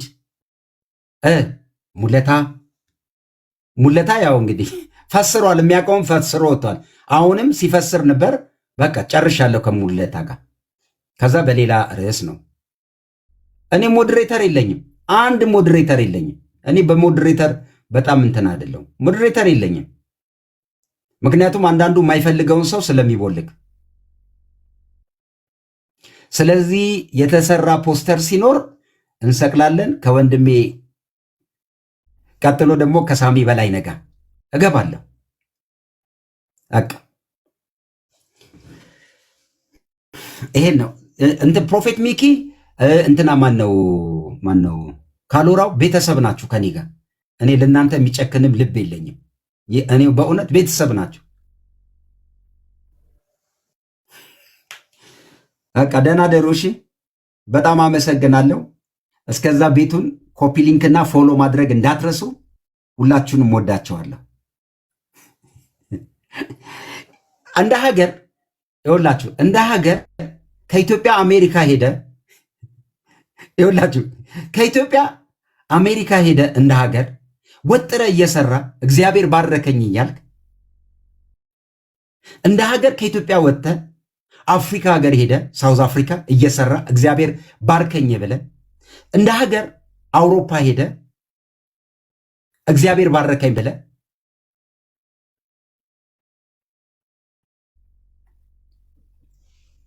ለምን ሄዳችሁ? ስንት ማይል ነርተ ሄደ በፕሌን ስንት ብር ከፍለ? እንደሱ አይሆንም። እሺ በቃ ኤፍታ እሺ እኮ አሌክስ ይሄን ነው የምላቸው እና ካሎራው። ስለዚህ እስከ ሮብ ድረስ ዜድ አጥና፣ እስከ ሮብ ድረስ የኬኔታ ግንን አጥና። ይኸውልህ ልንገር የማንን እንደምታጠና። እስልምና ላይ ሲናገሩ እንደዚህ ይላሉ። ይኸውላችሁ እስልምና ላይ እስልምናን ለመቃወም መጽሐፍ ቅዱስ አንብበን ክርስቲያን ሆነን አሉ። አጥኑ፣ ኬኔተገንን አጥኑ፣ የጃፒን ትምህርት አጥኑ፣ እዚህ ሀገር ያሉትን የሁሉንም አጥኑ። የሆነ ቀን ሆናችሁ ራሳችሁን ታገኘ። እኔ ግን በባይብል ነው የምሞግታችሁ፣ በባይብል እሞግታቸዋለሁ፣ በመጽሐፍ ቅዱስ። ስለዚህ ሄዳችሁ አጥኑ። ምንድን ነው የሚሉት በሉ፣ መጽሐፍ ቅዱስን መርምሩ፣ ፈልጉ። ስለዚህ በሚቀጥሉት ቀናት እዚህ ያለን አንድነን የምትሉት ነገር አቁሙ። እኔን ለመሳደብ ቤት ትከፍታላችሁ። አሁን ስንከፍት ትሰማላችሁ። እዚህ ያላችሁ ሰዎች ታዘቡ። ይሰድቡኛል፣ አሁን ይሰድቡኛል። ትምህርት የላቸውም፣ ይሰድቡኛል። ከዛስ የጃፒ ፎቶ የእንትና ፎቶ ይውላችሁ ይላል። አትልም አንተ መድረክ አትሊስት እነሱ ህዝብ ይሰማቸዋል፣ ይቀበላቸዋል። አንተ ምን አለ? አቁሙ። እዚህ ቲክቶክ ላይ ተደራይተ ማንም ላይ አትፈርድም። ሁሉም በረከት ይፈልጋል። እውነት ነው። ከዛ ጸልይልኝ ትለኛለህ በውስጥ ፓስተር እባክህ ጸልይልኝ። እዚህ ትቃወማለህ፣ ግን ጸልይልኝ ትለኛለህ።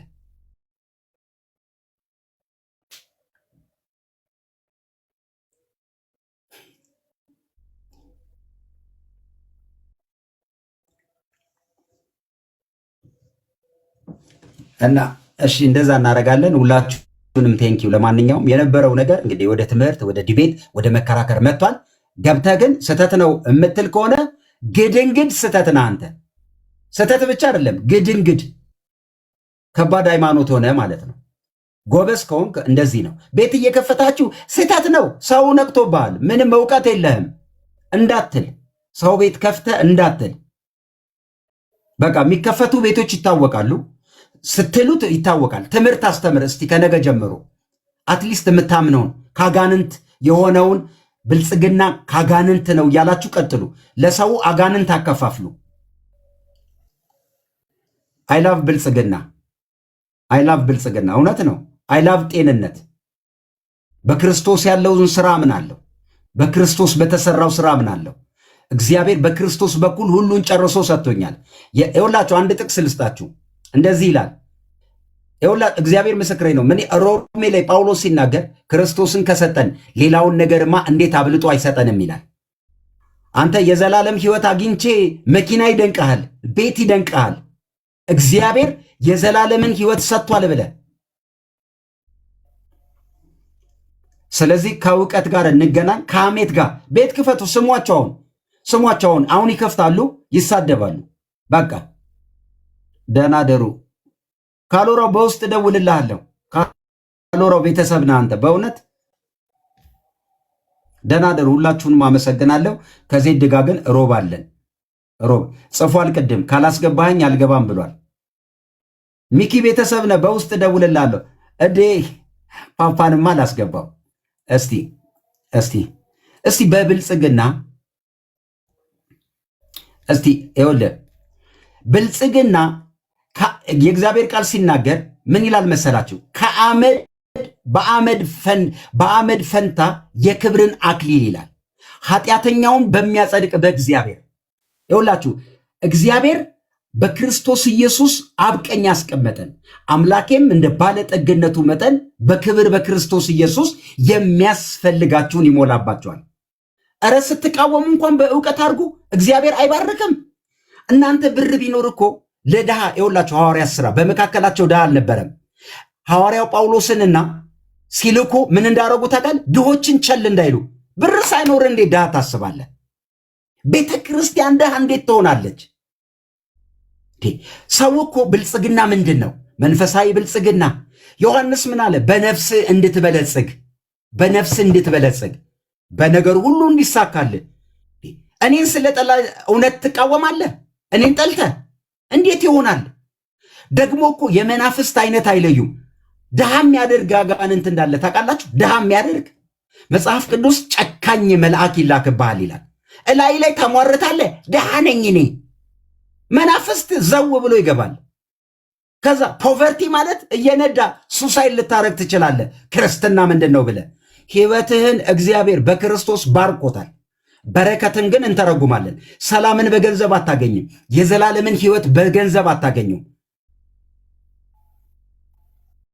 እናንተ እኔ ተባረኩ ነኝ። እኔ እኮ ቅድም እዚህ ሲጽፉ ነው የገረሙኝ። አሌክስ መኪና አለው ከህዝቡ ዘርፎ ነው። ባለቤቱ መኪና አላት። ከህዝቡ በቃ አገልጋይ ነው የሚታይ። ኧረ እግዚአብሔር ስትቃወሙ እንኳን በእውቀት አድርጉት። በእናታችሁ ስትቃወሙት የምታውቁትን ነገር ተቃውሙ። ከዛ ውጭ ግን እየተደራጀ አንድ ሰው ጥሉ እስቲ ቤት ትከፍታለህ፣ ወዲያው እናውቃለን። መንፍቅና ነው። ግድንግድ መንፍቅና ራስን ግድንግድ እንዲህ አንተ ሉትራን ተቀብለ ሉትራኖች በሕፃናት ጥምቀት ያምናሉ። ኦፍኮርስ ከዛስ ከሉትራን ጋር አንድ ሳክራመንት በዚህ በጌታ እራት አይ በቃ እንትን ነው የነሱ ትራዲሽን ነው። ኦርቶዶክስ ታንቄ ሞታለሁ። ለምን ትሞታለህ? ተቀበል። ኦርቶዶክስ ከሉትራን ጋር እንነጋገራለን። ከኦርቶዶክስም ጋር ተነጋገር። ሉትራንና እኛ አንድ ነን። ምንድን ነው አንድ? ነገረ ሥላሴ። ኦርቶዶክስሳ እሞታለሁ አንድ አይደለም። አይ በሉትራን ሳይድ በዛ ሉትራኖች ሉተር የጻፋቸው ኮንፌሽኖቻቸውና መጽሐፎቻቸው ላይ ችግር አለ እና ተነጋገራ፣ እዛኛው ተነጋገራ። እኛሳ ብልጽግናና ጤንነትንና ስኬትንና ለቤተ ክርስቲያን በክርስቶስ ኢየሱስ ተሰጥቷል። ቤተ ክርስቲያን ገዢና ተሸናፊ አይደለችም። ሰዎችን ከድህነት፣ ከርግማን፣ ከሞት፣ ከዘላለም ከፍርድ፣ ከሰይጣን ነፃ ታወጣለች። አይ አይደለም። ሙሉ ወንጌልና ግማሽ ወንጌል ላይ ምንድን ነው የምታምነው? ከምንድን ነው የዳንከው? በመጀመሪያ ቲክቶክ ላይ ያሉ ቲክቶክ ላይ ያሉ ወንጌል አማኝነን የሚሉ እኔ ጤነኛ አይደለም። ብር ከፍለ ጊዜ ሰተ ጭንቅላትን ሰተ ሰው ትቃወማለህ። ሰው ስትሳደቡ እነሱ ህዝብ እየሰማቸው እየተከተላቸው ተመዝግበው ካውንስል ገብተው ቤተክርስቲያን ተብለው እየተጠሩ አንተ ልትሞት ነው እዚህ እንደ ትላለህ። ህዝብ ይሰማቸዋል እኮ። ወይ እዚህ መተ እንኳን ሰው ስትሰማ በምንድን ነው የምትሞግተው? ልክ ነው ልክ አይደለም?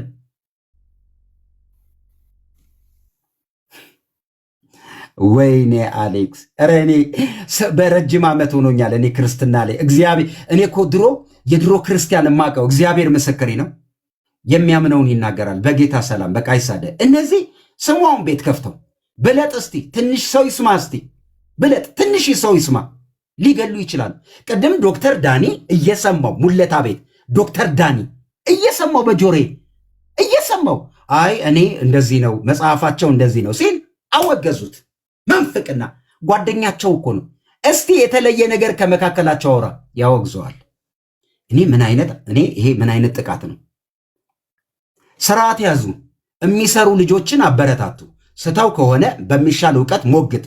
ከዛ ውጪ እኔ ቅናት በጳውሎስ ስም ላይ ቀኑበት ይላል። ለምን ትቀናለህ? ይሳካለት ወንድም።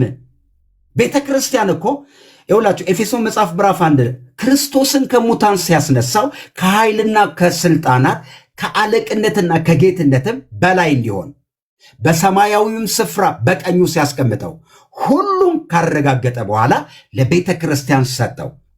እርሷም የእርሱ አካል ናት፣ ሁሉን በሁሉ የሞላች ናት። እናንተ ቤተ ክርስቲያንን ከክርስቶስ ትለያላችሁ። ያሃንን ለድህነት ዋጋ ተከፍሏል፣ ለኃጢአት ዋጋ ተከፍሏል፣ ለበሽታ ዋጋ ተከፍሏል። ለምን ትጸልያለህ ሰው እንዲፈወስ? ለምን ወንጌል የምስራች ብለህ ትሰብካለህ? ለምንድን ነው እግዚአብሔር ፍቅር ነው ብለህ የምትሰብከው? የታመመን ኢየሱስ እኮ በሽተኞችን አይቶ ራራላቸው።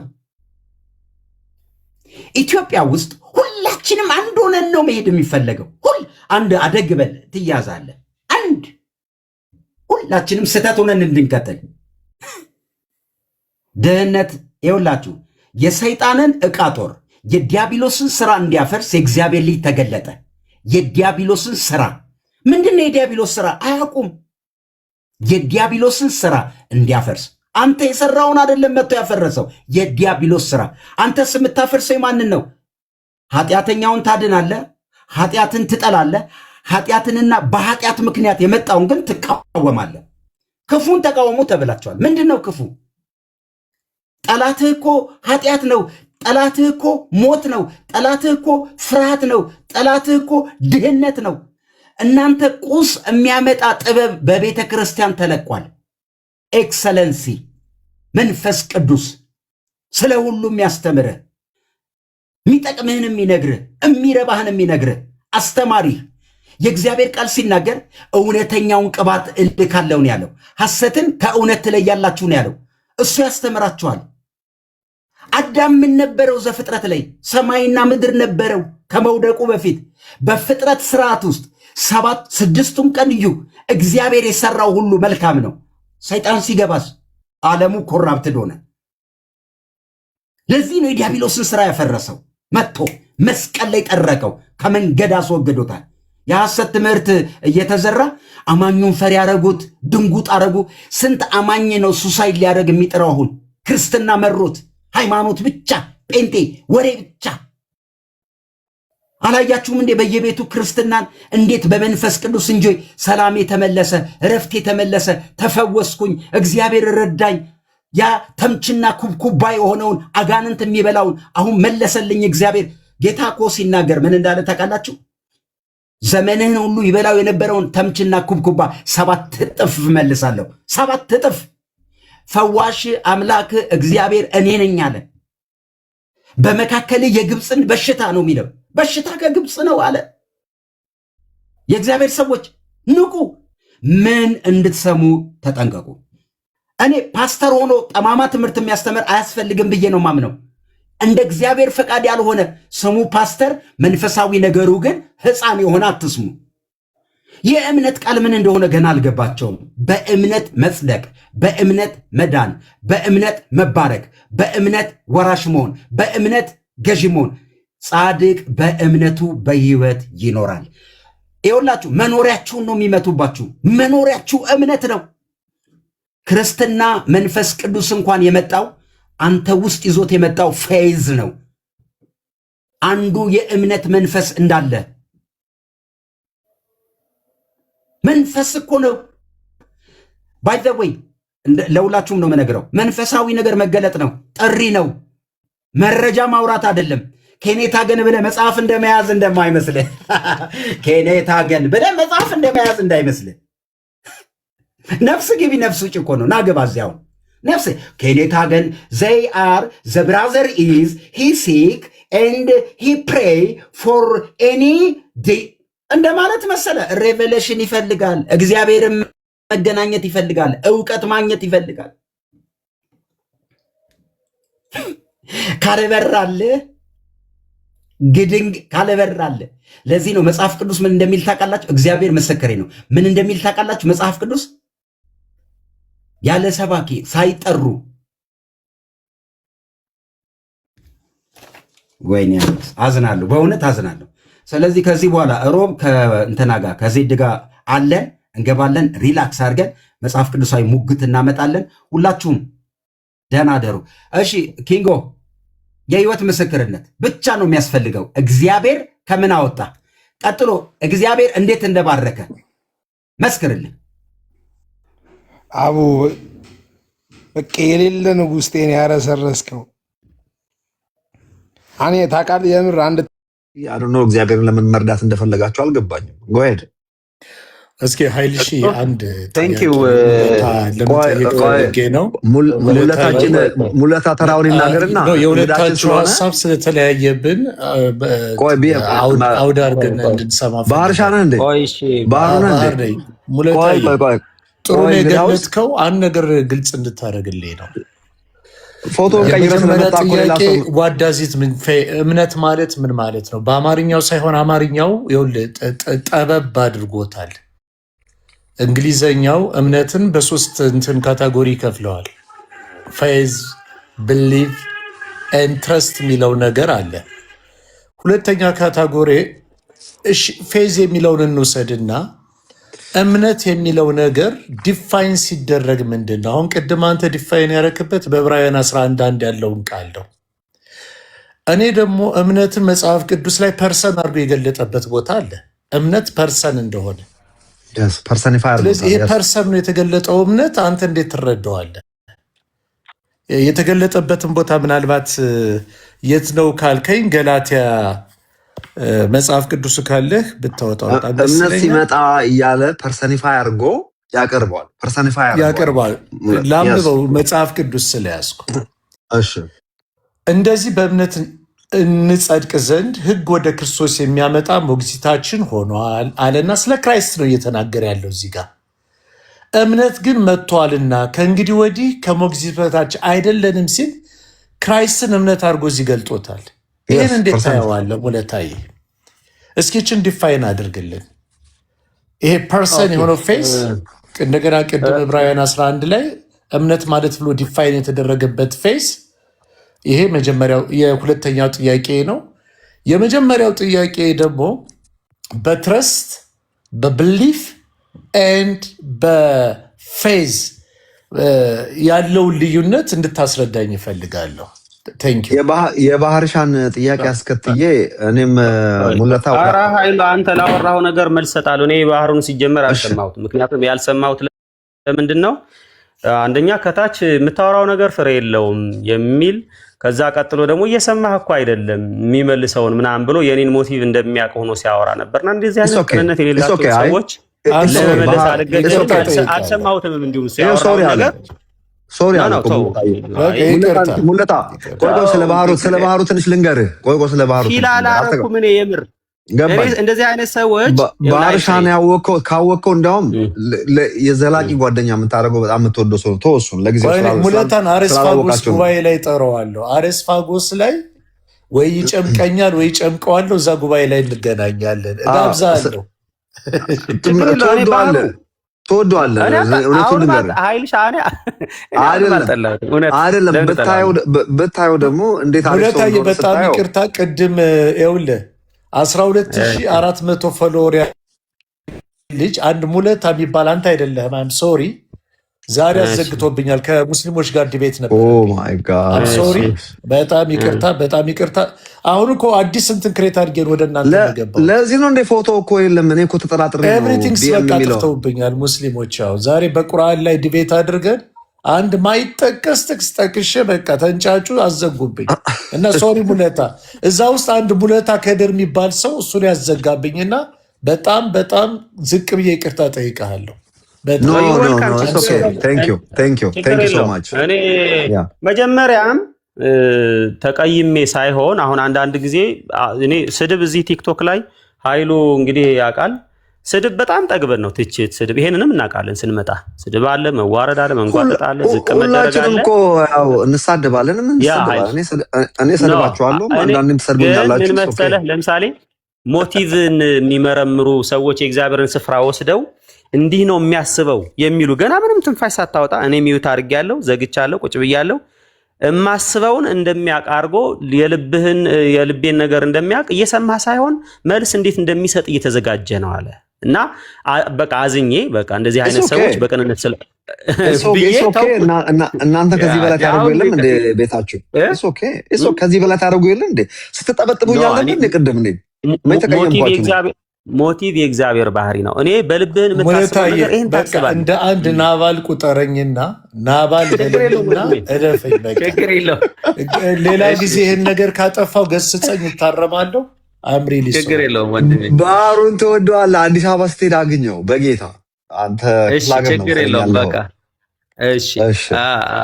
እሺ በቃ ለዛ ነው ቅድም ዞሮ መማማር ነው ዋናው ዓላማው። እኔ ቅድም ተናግሬያለሁ። ምናልባት እንዲሁም እኔ አክቹሊ እዚህ የማላወራውን ነገር ለኃይሉ በቀጥታ በስልክ የማወራው ነገር ይኖረኛል። ማለት አንዳንድ ነገሮች እንደነዚህ አይነት ሰዎች ምን አለ እንደዚህ አይነት ነገር ባያስተምሩ ባይሉ ይህንን ነገር ባይለው ብዬ ኃይሉን የምመኘው ነገር አለ። ይህን ባይሉ ይህንን ባያስተምር ይህንን ባያምን ብዬ ያ ባያምን እኔ ደስ ይለኛል። ለምንድን ነው ባያምን? ከመጽሐፍ ቅዱስ ሐሳብ ውጭ ወጥቷል ብዬ በማሰብ ማለት ነው። እሺ ባህሩዬ፣ ስለዚህ ከዚህ አንጻር ብዙ ጊዜ ተከታትዬ ቤቱን መጥቼ ስህተት ነህ ትክክል ነህ፣ እንዲሁም እኔ ከነስተቴ ትክክል ነህ የሚለኝ ወዳጅ ካለኝ እሱ ነው ለእኔ ገዳይ።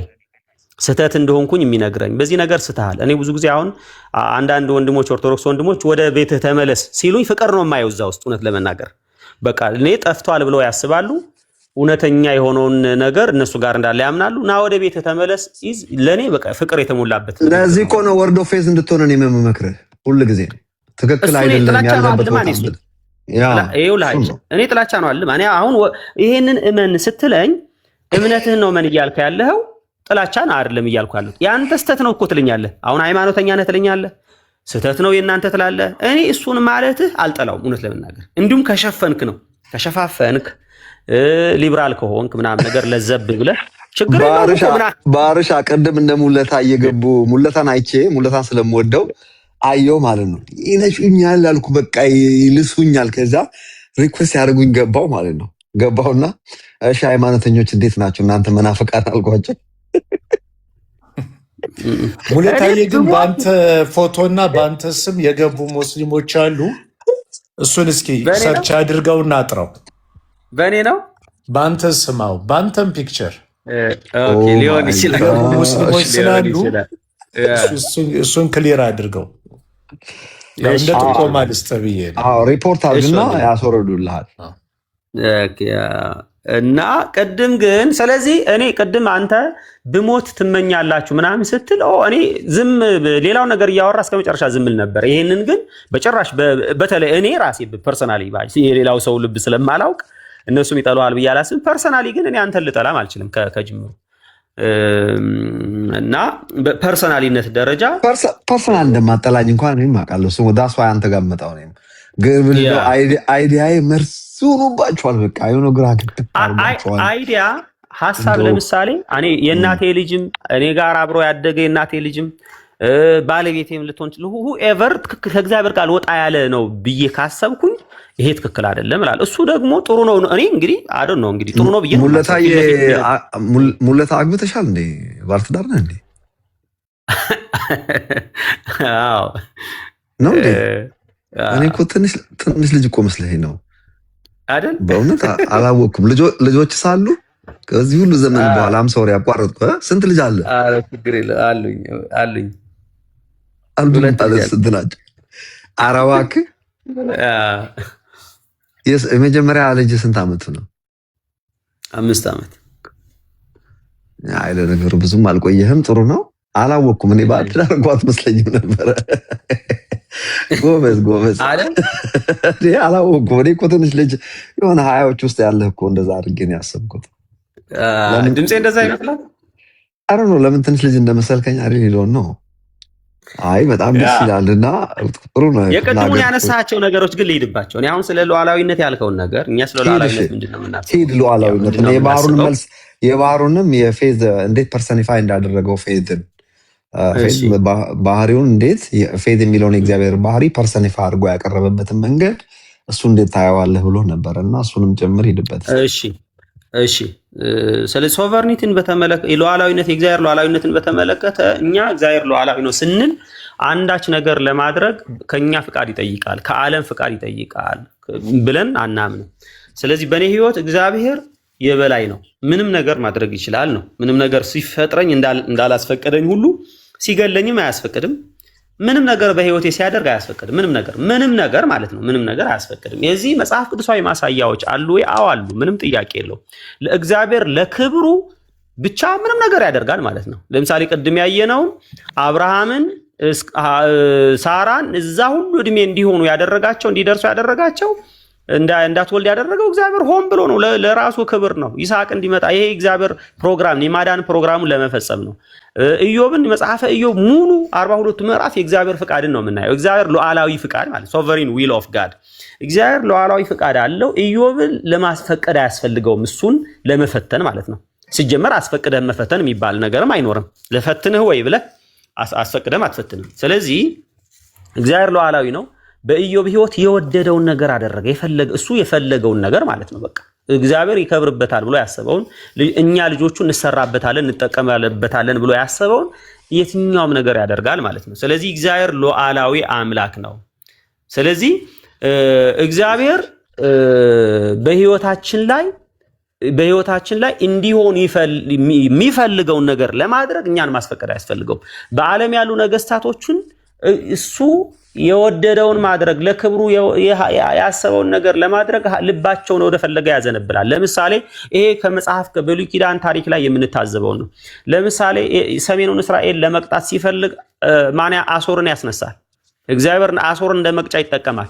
አሶርንም ራሷ ለመቅጣት ሲፈልግ ባቢሎን ያስነሳል።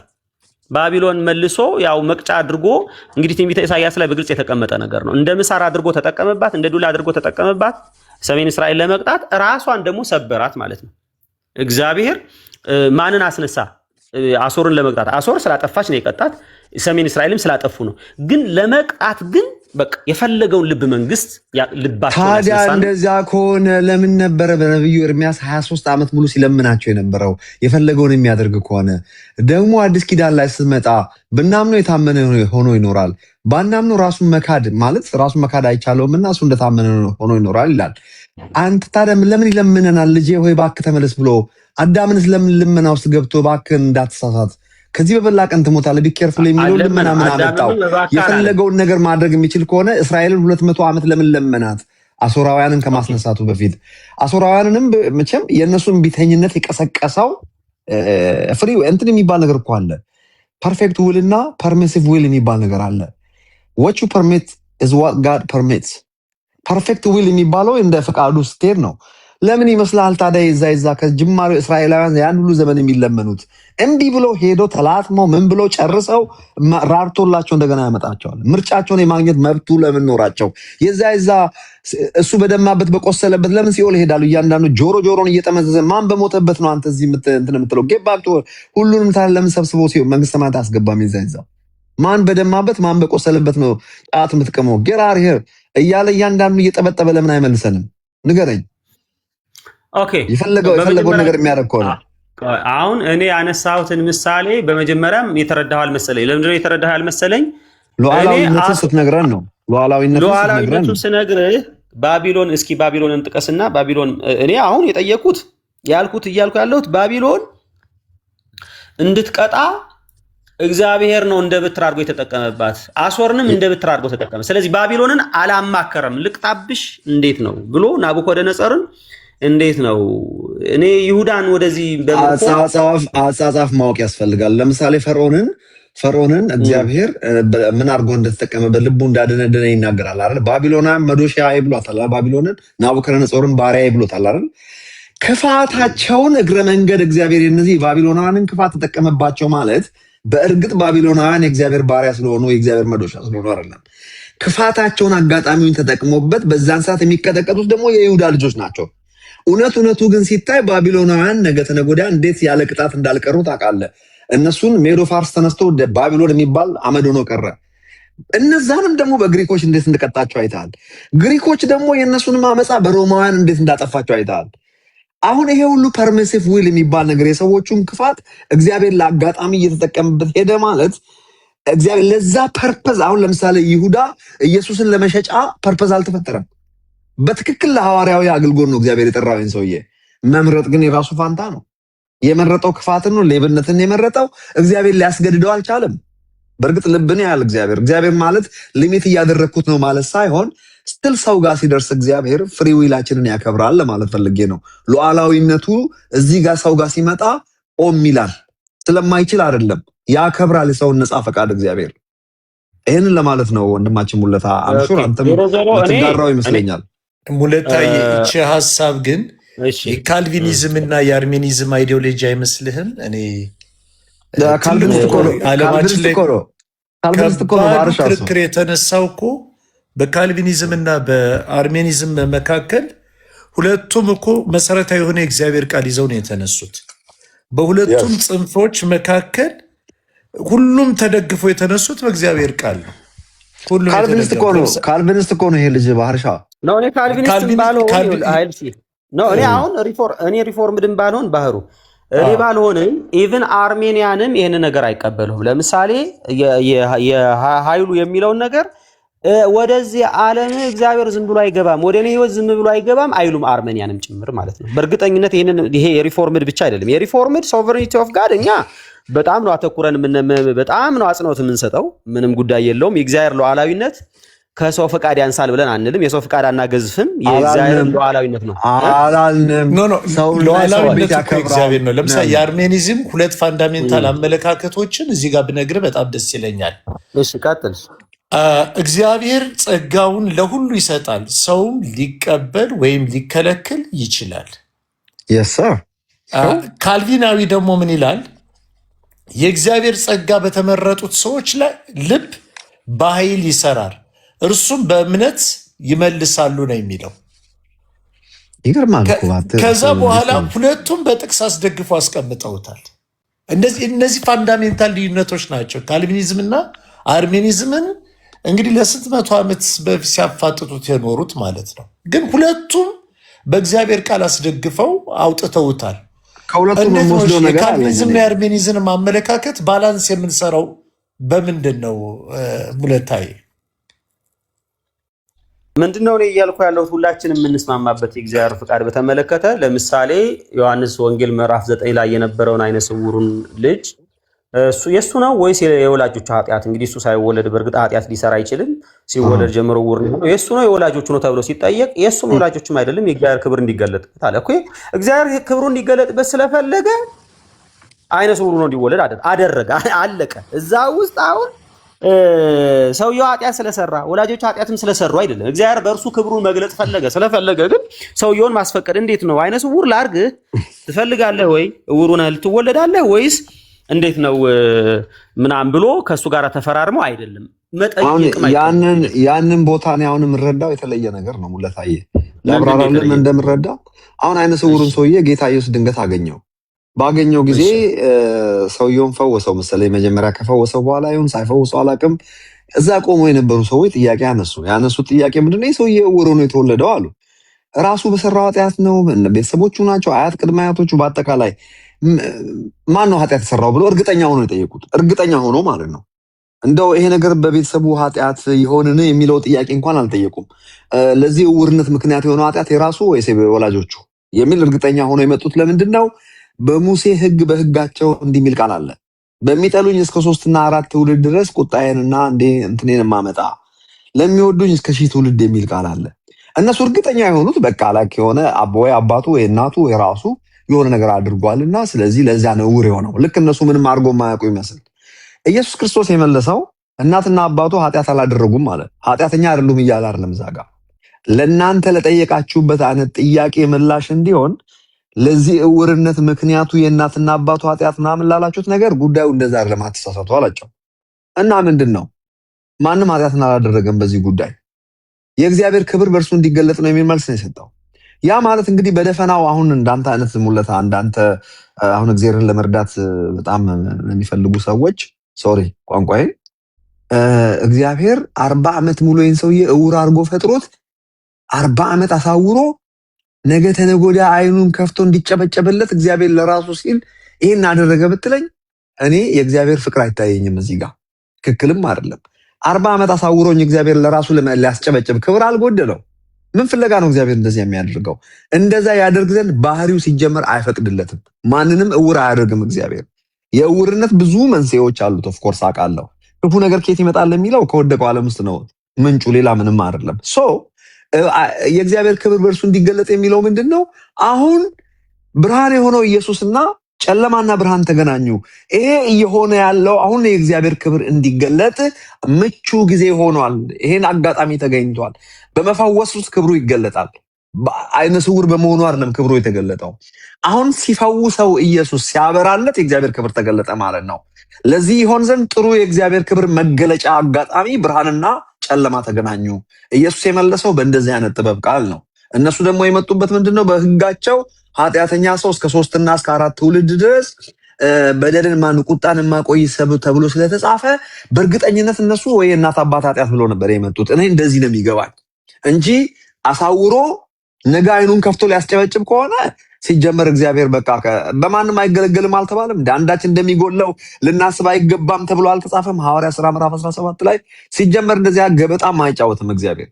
ነገ ሊያስጨበጭብ አንተ ላይ ካንሰር አይልክብህም እግዚአብሔር ፈውሶ ወይ የሆነ ነገር ሊያደርግ ሲጀመር ክፉ ነገርም የለውም፣ ዕውርነት የለውም እግዚአብሔር።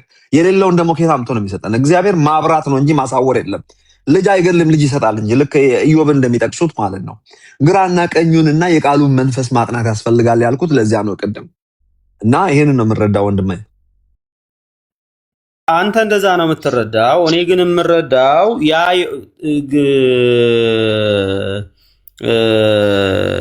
ግልጽ በሆነ መንገድ እየተናገረ ያለው የእግዚአብሔር ቃል ምክንያቱ ነው። በቃ ዕውር የሆነበት ምክንያት ምንድነው ነው ጥያቄው። ምንድነው ነው ባህሩን ቆይ ባህሩ ጋር ልውሰዶችን ነገር እያለ ያለው ሰምታለህ? ይህ ልጅ አለው ዕውር የመሆኑ ሚስጥር ራሱ እግዚአብሔር ክብሩን ለሱ ሊገልጥ ነው። እንዲህ ከሆነ እግዚአብሔር ለጥያቄ ነው። እኔ በቃ እሱን እኮ የተረጎምኩት እኔ እንዲህ ነው ያለው። የቃሉ መንፈስ ሊገባን ያስፈልጋል። ከእግዚአብሔር ባህሪ አንጻር ነው ቃል የሚተረጎመው። ዝም ብሎ ሪትን ወርድ ጻፉ ይዘና ነው። ጥያቄውን እንደሚል ስማ ሙለታችን ሀሳብ ልናገር ፈልጌ ነው። ይቅርታ እኔ መጽሐፍ ቅዱሱ ጋድ ኢዝ ኖት ካልቪኒዝም አይደለም፣ ጋድ ኢዝ ኖት አርሜኒዝም አይደለም። ሁለቱን ለማስታረቅ ይህን እንትን ብንከተል በጣም ጥሩ ነው። እግዚአብሔር በራሱ ሲሰራ የሰውን ዊሊንግ አይጠይቅም። በራሱ ሲሰራ እግዚአብሔር ግን በሰው ልጆች ሲሰራ የሰውን ዊሊንግ ይጠይቃል ነው። አይ ካልቪኒዝምንና አርሜኒዝም ማስታረቅ የምንችለው በዚህ ሀሳብ ብቻ ሲሆን ነው። አንዳንድ ጊዜ እግዚአብሔር በራሱ ሲሰራ ሰውን በጣም አግዝፈ ነው እንዴት ሰራህ ብሎ እንደሚጠይቀው አስመስሎ ማቅረብም ዴንጀረስ ነው። እግዚአብሔር ደግሞ በሰው ሲሰራ እግዚአብሔር የሰው ዊሊንግ ደግሞ ጠይቆ ሰርቷል እና እግዚአብሔር በራሱ ሲሰራ ማንንም አያማክርም። ሶቨርኒቲ እሱ ነው። እግዚአብሔር ግን በሰው ልጆች ሲሰራ ግን በቃ በጣም የሚገርምና የሚደንቀው እኮ እሱ ነው። የሰውን ልጆች አማክሮ ነው። ለምሳሌ ጳውሎስም በደማስቆ መንገድ ላይ ሲከተለው ምንድን ነው ያደረገው? በቃ ጠየቀው። አንተ እኮ የኔ ክብር ጋር አገልጋይ ነህ ሂድ ምናምን አለው። እንደን የጳውሎስ መልስ ምንድን ነው? እሺ የምትለው ቃል እስክትወጣ ድረስ ነው። አየህ፣ እግዚአብሔር በሰው ሲሰራ የሰው ዊሊንግ ይጠይቃል።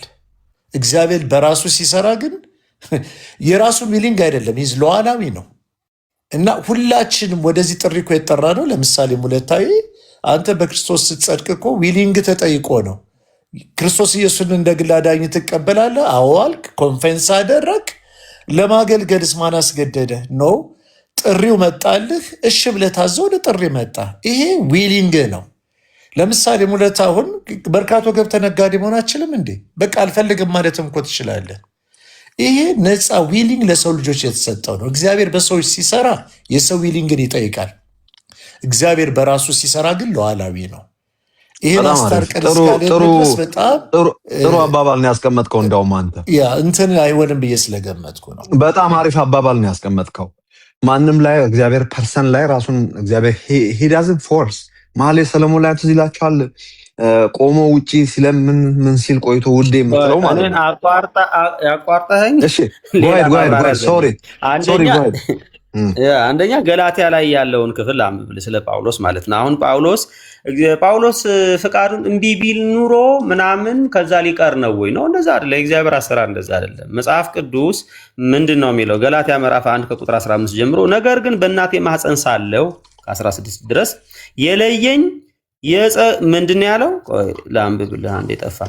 ነገር ግን በእናቴ ማህፀን ሳለሁ የለየኝ በጸጋውም የጠራኝ እግዚአብሔር በአሕዛብ መካከል ስለ እርሱ ወንጌል እሰብክ ዘንድ ልጁን በእኔ ሁኔታ ሊገልጥ በወደደ ጊዜ ወዲያውኑ ከስጋና ከደም ጋር አልተማከርኩም አለ። አሁን እሱ ያው ወደ አገልግሎት እንትን ለማድረግ ነው። ነገር ግን በእናቴ ማህፀን ሳለሁ የለየኛል።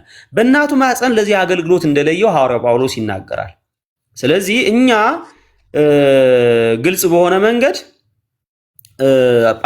ይሄ እግዚአብሔር ሰዎችን በምን አይነት መንገድ ነው የሚጠቀመው? እኔ ዋናው እንዲሁም የጳውሎስን ይሄ እንዲሁም ዋናውን እያነሳው ያለው ሁለታውን የጠቀስከው ጥቅስ ላይ እንደው እንዳንዴት ነው ገላትያ ምዕራፍ 2 ላይ ያለው ቃል ነው። ሶሪ 1:16 ነው እንደዛ። በጠራኝ ጊዜ አለ በጠራኝ ጊዜ አለና ዊሊንጉ ምን ነበር? ከደምና ከስጋ ጋር አልተማከርኩም። አይ ሴድ ኦኬ ነው በቃ እሺ አልኩ ነው ይጋሪት። እግዚአብሔር በሰዎች ሲጠቀም የሰዎችን ዊሊንግ ሳይጠይቅ የሰራበት መንገድ ቦታ የለም። ኢቭን ከሙሴ ነው አይደል አሰራሩን ያሳየን። ከነ አብርሃም ነው ያሳየን እኮ ከነ ሄኖክም ነው ያሳየን። ከነ ኤልያስ ነው እኮ ያሳየን። ጠይቋቸዋል። ኢቭን ክርስቶስ ታዘዘ እኮ ነው የሚለው። ታዘዘ ማለት እኮ እሻለ ማለት ዞሮ ይኸውላችሁ አሁን ምንድን ነው የምነግራችሁ መሰላችሁ? አሁን እኛ እንኳን ከእናንተ ጋር ማለት ከእናንተ ስል ሶሪ ያው የባህሩን እሳቤ እስካሁን እንደ ኃይሉ ከሆነ ካልሆነ ግን የኃይሉ ስለማውቀው በአርሻ የኔ አይነት አይደለም፣ የራሱ አይነት ነው። እኛ እንዋዳለን፣ እንቀራረባለን። በአመለካከት ደረጃ የራሱ አለው። ምን እያልኩ አለኝ። ቆይ ሙለታ ቆይ ትመጣበታለህ። ልንገራ እንኳን ከአንተ እግዚአብሔር ጣልቃ አይገባም በእኔ ህይወት ላይ ምናምን የሚለው ቀርቶ እኔ ከአርሜኒያን ቪውም የተለየ ነው የኔ ሀሳብ። እኔ ሪፎርምድ ቴዎሎጂ ነው ማምነው፣ የእግዚአብሔር ሉዓላዊነት ላይ ነው በደንብ። እኔ ሰው ፍቃድን ለዚህ አይነት እኔ እውነት ለመናገር አንዳንዴ በቃ ያለ መረዳት ነው ብዬ የማስበው ነው እንጂ እግዚአብሔርን በቃ በሰው ፍቃድ ሰው የሚመራው የሰው ፍቃድ በጣም የገዘፈ እግዚአብሔር አታጋና አሁን ባሮ ያለ ነገር ነው። ብቻውን እግዚአብሔር ሰርቷል ይሰራልም። የእግዚአብሔር ሉዓላዊነት ድና አላረግንም። ቆይ እና አሁን ዮሐንስ ወንጌል ላይ የተነሳው ጥያቄ ይሄ ነው። አንዳንድ የመጽሐፍ ቅዱስ በቀጥታ ጥያቄው ነው መልስ እኮ እየሰጠ ያለው ጌታ ኢየሱስ ለጥያቄው ነው። ደቀ መዛሙርቱ መምህር ሆይ ይህ ሰው እውር ሆኖ እንዲወለድ ኃጢአት የሰራው ማን ነው? እርሱ ወይስ ወላጆቹ ብሎ ጠየቁ። ከዛስ በኋላ ኢየሱስም እንዲህ ብሎ መለሰ። ለዚህ ጥያቄ መልስ ለየትኛው ኃጢአት ሆኖ እውር ሆኖ እንዲወለድ የሰራው ኃጢአት ማን ነው ነው ጥያቄው። አሁን የእግዚአብሔር ስራ በእርሱ የእግዚአብሔር ክብር በእርሱ እንዲገለጥ ነው እንጂ እርሱ ወይም ወላጆቹ ኃጢአት አልሰሩም ማለት። ይሄ ነገር ሆኖ እንዲወለድ የእርሱም የወላጆቹ ኃጢአት ሳይሆን እግዚአብሔር ክብሩ እንዲገልጥ ነው። ይሄን ያደርጋል። አዎ እሱን በዚህ ላንተማመን እንችላለን። ስለ ኢዮብ ቅድም አንስቼልሃለሁ። ኢዮብን ሊፈትነው እግዚአብሔር ምን አላለም? አሁን አንዳንድ ሰዎች ብሉይ ኪዳን አትጥቀስ አለ። ብሉይ ኪዳን እና ለዶም አልጠቅሰው የብሉይ ኪዳን እንደ ማርሲያን የብሉይ ኪዳንና የአዲስ ኪዳን አምላክ የተለያየ ነው ልትለኝ ነው? መጥቀስ ትችላለህ፣ መብትህ ነው። ግን በአግባቡ በአዲስ ኪዳን ጥላ ውስጥ አድርገህ ጥቀስ ነው እንጂ ለምን አንጠቅስም? እንሰብካለን እኮ ልነግርህ የፈለግኩት ስለ ፍቃድ ነው እያወራህ ስለ እግዚአብሔር ባህሪ። የእግዚአብሔር ባህሪ በአዲስ ኪዳን ሌላ በብሉይ ኪዳን ሌላ አይደለም። የእግዚአብሔር ፍቃድ ነው። ስለ ዊል የእግዚአብሔር ፍቃድ በብሉይ ኪዳን ሌላ በአዲስ ኪዳን ሌላ አይደለም።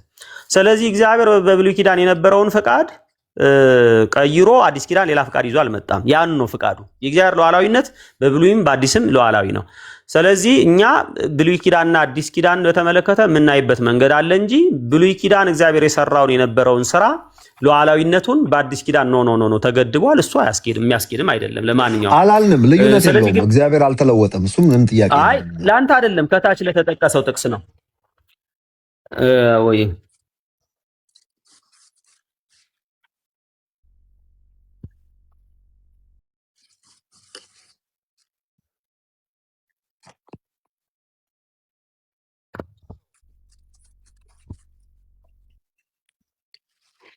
እሺ እኔ ልንገርህ የእግዚአብሔር ሉዓላዊ ፍቃድ ስንልኛ እኔ ሽሮ አልበላም ክክ ነው የምበላው ወይም ምስር ነው የምበላው ወይም ድንች ነው የምበላው ወይም ስጋ ነው የምበላው እንድል የሚያደርገኝ እንደዛ እያልን አይደለም። እኔ ይሄኛውን ለምሳሌ አሁን ቲክቶክ ገብቼ እዚህ እናንተ ጋር እንዳወራ በቃ እግዚአብሔር ነው ይሄንን ያደረገው አስገድዶኝ ነው እንዳልተኛ እንደዚህ አይነት ነገር አይደለም እኛ የምንለው። በግራ ግሬ እንዳልገባ በቀኝ ግሬ ቀድሞ እንዲገባ ወደ ቤት ይሄ እግዚአብሔር ፍቃድ እንደዚህ አይደለም እኛ እኮ እያልን ያለ ነው። እሱን አይደለም እኛ እያልን ያለ ነው። ስለዚህ የእግዚአብሔር ፍቃድን በተመለከተ ስንናገርኛ የእግዚአብሔር ሉዓላዊነትን በህይወታችን የምናረገው እያንዳንዱን በህይወታችን የምናረገው ነገር እግዚአብሔር ስላለው ነው ስላዘዘው ነው። እንደዛ አንልም። ለመሳደብ ኃጢአት ለመስራት እግዚአብሔር ነው እንደዛ አንልም። እኛ እግዚአብሔር እንትን አለው ማለት ይሄ ፕላን አለው፣ ዘላለማዊ እቅድ አለው፣ ሐሳብ አለው። ለዛ ዘላለማዊ ፕላን አንደኛው እሱ ላይ፣ ሁለተኛ ነገር ደግሞ በእኔ ህይወት ጣልቃ ግን አይገባም አልልም። ጣልቃ አይገባም አልልም። በእኔ ህይወት እግዚአብሔር የወደደውን ነገር ሊያደርግ ይችላል። እኔን ሊጠቀምብኝ ይችላል። እኔ እቃው ነኝ ነው እኔ እያልኩ ያለሁት። እኔ የእግዚአብሔር ባሪያ ነኝ። የእግዚአብሔር ባሪያ ስለሆንኩኝ የእግዚአብሔር አገልጋይ ነኝ። እኔ እግዚአብሔር የወደደውን የፈቀደውን ነገር በእኔ ህይወት ሊሰራ ይችላል። ስለዚህ እኔ ላይ ጣልቃ አይገባም። በዚህ ዓለም ላይ እኛን ካላስፈቀደ የሚለው ግን እኔን አያስፈቅድም፣ ለእኔ ያስፈቅደኛል። ጌታ ቋንቋ ላይ ፎከስ አታርግ በእናትህ። ቋንቋ ለክር ካላስፈቀደ ሲባል ትልቁን እግዚአብሔርን ቋንቋን አስተካክላ አንተ ነው የተጠቀምከው። ሳስፈቅድ የሚባለው ቋንቋ ይኸውልህ ሪስፔክትፉሊ በደጅ ቆሜ አንኳኳለሁ የሚለው ቋንቋ ልጅ ልብን ስጠኝ ማለት እኮ የሚለምንበት እኮ ምንም ማስገደድ እኮ አቅቶት አይደለም። ልጨርስ እና እኔ ዞሮ እያልኩ ያለሁት እኔ በእኔ ህይወት ላይ ልክ በኢዮብ ህይወት ላይ ኢዮብን እግዚአብሔር ሊያደርግ የወደደውን እንዳደረገ በእኔ ህይወት እግዚአብሔር ያደርጋል። እኔ የእሱ ነኝ፣ ፍጥረቱ ነኝ። እኔ የእሱ ባሪያ ነኝ። እኔ እግዚአብሔር በእኔ የወደደውን ነገር ሊያደርግ ምን አለው? መብቱ አለው ነው። እኔን አያስፈቅደኝም። ፈቃድ ለምሳሌ አንተ እኮ የጌታን ራሱ ጌታን በመቀበል ራሱ ቤተሰብ ነህና አባት። እኔ ለልጆቼ አሁን ሳላስፈቅዳቸው ብዙ ነገር አደርግላቸዋለሁ። በልጆቼ ውስጥ ወስናለሁ። ምክንያቱም ፋሚሊ ነን። ኦፍኮርስ አንተን አይጠይቅም። አንዳንዱ መልካም ሲሆን ሰርፕራይዝ ስትሆን መቼ ነው ይሄ ደግሞ የሆነው? ልጁ ነህ፣ ቤተሰብ ነህ እኮ የፈለገው ኦፍኮርስ ለአንተ የሚጠቅምህን ከአንተ በለጠ ስለሚያውቅ ሳያስፈቅድ ብዙ ነገር ይሆንላል አይደለም። ይህን እያልን አይደለም እኛ ሜጀር ነገሮች ነው እያወራን ያለ ነው። ቤተሰብ ከሆንክ በኋላማ ቤተሰብ ነህ እኮ አንተ ልጁ እኮ ነህ። ምንም አንተን ሳይነግርህ ብዙ ሰርፕራይዝ ያደርግልሃል። ይህን እንደዚህ አይነት ነገር አለም እያወራን ያለ ነው ሙለታዬ። ከዚህ ያለፈ ነገር ነው፣ እኛ ፕሪንሲፕል ነው እያወራን ያለ ነው። ትልቅ የእግዚአብሔርን በባህሪው ላይ የተመሰረተ ነገር ነው እያወራን ያለ ነው። እግዚአብሔር እርሱ አምላክ ነው። ሰው ጋር ሲመጣ ግን ሰው የእግዚአብሔር መልክና አምሳል ነው። ሰው በእግዚአብሔር መልክ ስለተፈጠረ ሰው የራሱ ፈቃድ አለው። ይሄን ዓለም ምድርን ነው ይሄን ዓለም ምድርን ነው ይሄን ዓለም ምድርን ኢቭን መንፈስ ቅዱስ እግዚአብሔር ነው። እሱን አብራራለሁ። መንፈስ ቅዱስ አምላካችን እግዚአብሔር ነው። እሱ የእግዚአብሔር መንፈስ ተብሎ የተጠራው ማለት ነው። እሱ እግዚአብሔር ሆኖ ሳለ እንኳን የሚገርም ነገር የግድ ወንጌል ሰባኪ ስጋ ለባሽ የሆነ ሰው ኢንቮልቭ ማድረግ ለምን አስፈለገ? እግዚአብሔር ነው። እሱ ከፈለገ በህልም በምን እየመጣ እያንዳንድሽ ምን ሰራለሽ ኬራፕ እያደረገ እንትን እያደረገ ቸርች መላክ ይችል ነበር። ነገር ግን ወንጌል መስበክ የግድ እኛን አስነስቶ ለምኖን በቃ ልመና በለው ልጄ ሆይ እባክህ ካንተ ጋር ሆናለሁ አይዞ በርታ እያለ የግድ ስጋ ለባሽ የሚባለውን ተጠቅሞ የሚሄዱ የስጋ ለባሽ ዓለም ስለሆነ ነው። የግድ ስጋ ያስፈለገው እሱ ነው። ስጋ ለባሽ ስላልሆነ ስጋ ለባሽ አንተን ተጠቅሞ ያንተን አንደበት አሁን እንኳን መንፈስ ቅዱስ እኛን እየተጠቀመን ነው። ስንት ጌታ እንደሚቀበል አይታል። አንተ ምስክር ነህ። ሶ የኢዮብንም ጥያቄ ከጠየቀኝ ደግሞ ኢዮብ የእግዚአብሔር ሰው ነው። ኦፍ ኮርስ እግዚአብሔር ተመክቶበታል። እኔና አንተንም ቢሆን እግዚአብሔር ዲፔንድ ያደርጋል። ለምሳሌ ልጄ ይሄንን መከራ ይችላል፣ ይሄንን ማድረግ ይችላል። ያንን ሞት ለዛ ቤተሰብ እግዚአብሔር አላከበትም። ይሄ ነው ልዩነታችን። እግዚአብሔር ጀነራል ትርጉም ነው የምንተረጉመው እንጂ ሲንግል አውት አድርገን ዶክትሪን አንመሰርትም። እግዚአብሔር ልጅ የሚሰጥ እንጂ ልጅ የሚገል አምላክ አይደለም፣ ሲጀመር እወቁ። ስለዚህ የኢዮብን ልጆች ማን ገደለ የሚል ጥያቄ ሲነሳ ዝም ብሎ ራፍሊ ቃሉ ዝም ብሎ እንደ ማጣቀሻዎች ጀነራል ካውንስል ኦፍ ወርድ ኦፍ ጋድ የሚለውን ሳያዩ ሲንግል አውት አድርጎ ለሚተረጉሙት እግዚአብሔር ነው አይገደለው። ሰይጣንን ናና ግደላቸው ብሎ ሰይጣን የላከባቸው እግዚአብሔር ነው። ምን ታመጣለህ? ተጽፏል። ከክፉ ሰዎች ጋር ክፉ ነው ትገኛለህ፣ ከመልካም ሰው ጋር መልካም ነው ትገኛለህ ይላል እግዚአብሔር። አንዳንዴ ክፉ ይሆናል። ምን ታመጣለህ? ይሄ ሁሉ ጥቅስ ብሎኛል። አንድ ቀን ክርስቲያን የሆነ ሰው ነው እንደዛ ያለኝ። ይሄ ሰውዬ አስፈርዶ ሊያሰቅለኝ ይችላል። አየህ፣ ባይብል የሚረዳው ከጥቅስ ተነስቶ ነው የሚያወራው። ከጥቅስ ተነስቶ ለሚያወሩ ሰዎች ኢየሱስ ምን አለ? መጽሐፍትን በመመርመር የዘላለም ሕይወት የምታገኙ ይመስላችኋል አላቸው ኢየሱስ። አታንብቡ እያለ አይደለም። የቃሉን መንፈስ ልታገኙ ያስፈልጋል። አይዲያውን ልትይዙ ያስፈልጋል። መሰረታዊ እቅዱን የኢዮብን ነገር በምንመጣበት ሰዓት ኢዮብ እውነት ለመናገር ብዙ ኮንትሪቢዩት ያደረገ ነገር አለ በኢዮብ ህይወት ላይ። አንዱም የሱ ፍርሃት ነው። ከሜዳ ተነስቶ ዓለማዊ ሰው እንኳን በሰላም ወጥቶ ይገባል። ሳይጸልይም መስዋዕት ሳይሰዋም በሰላም ይወጣል፣ በሰላም ይገባል። ይሄ የእግዚአብሔር ሰው ነው። ብቸኛ እግዚአብሔርን የሚያውቅ ጻድቅ ሰው ሆኖ ሳለ ልጆቼ ገና ለገና ኃጢአት ሰርተው ይቀሰፉብኛል በሚል ለሰይጣን በር በሚከፍት ነገር እኔ ያልጸለይኩ ቀን ሰይጣን መጥቶ እንደዚህ ያደርገኛል ብዬ አላስብም። በቃ ጸለይኩም ስጸልይ መጸለይ ስላለብኝ እንጂ መጸለየው ዛሬ ስላልጸለይኩ ክፉ መኪና አደጋ ያጋጥመኛል ብዬ አላስብም። ያልጸለይኩ ቀንም በሰላም ወጥቼ እገባለሁ፣ የጸለይኩ ቀንም በሰላም ወጥቼ እገባለሁ። ኢዮብ ግን ፍርሃት በመጽሐፍ ቅዱስ ውስጥ ትልቅ ለሰይጣን በር ይከፍታል።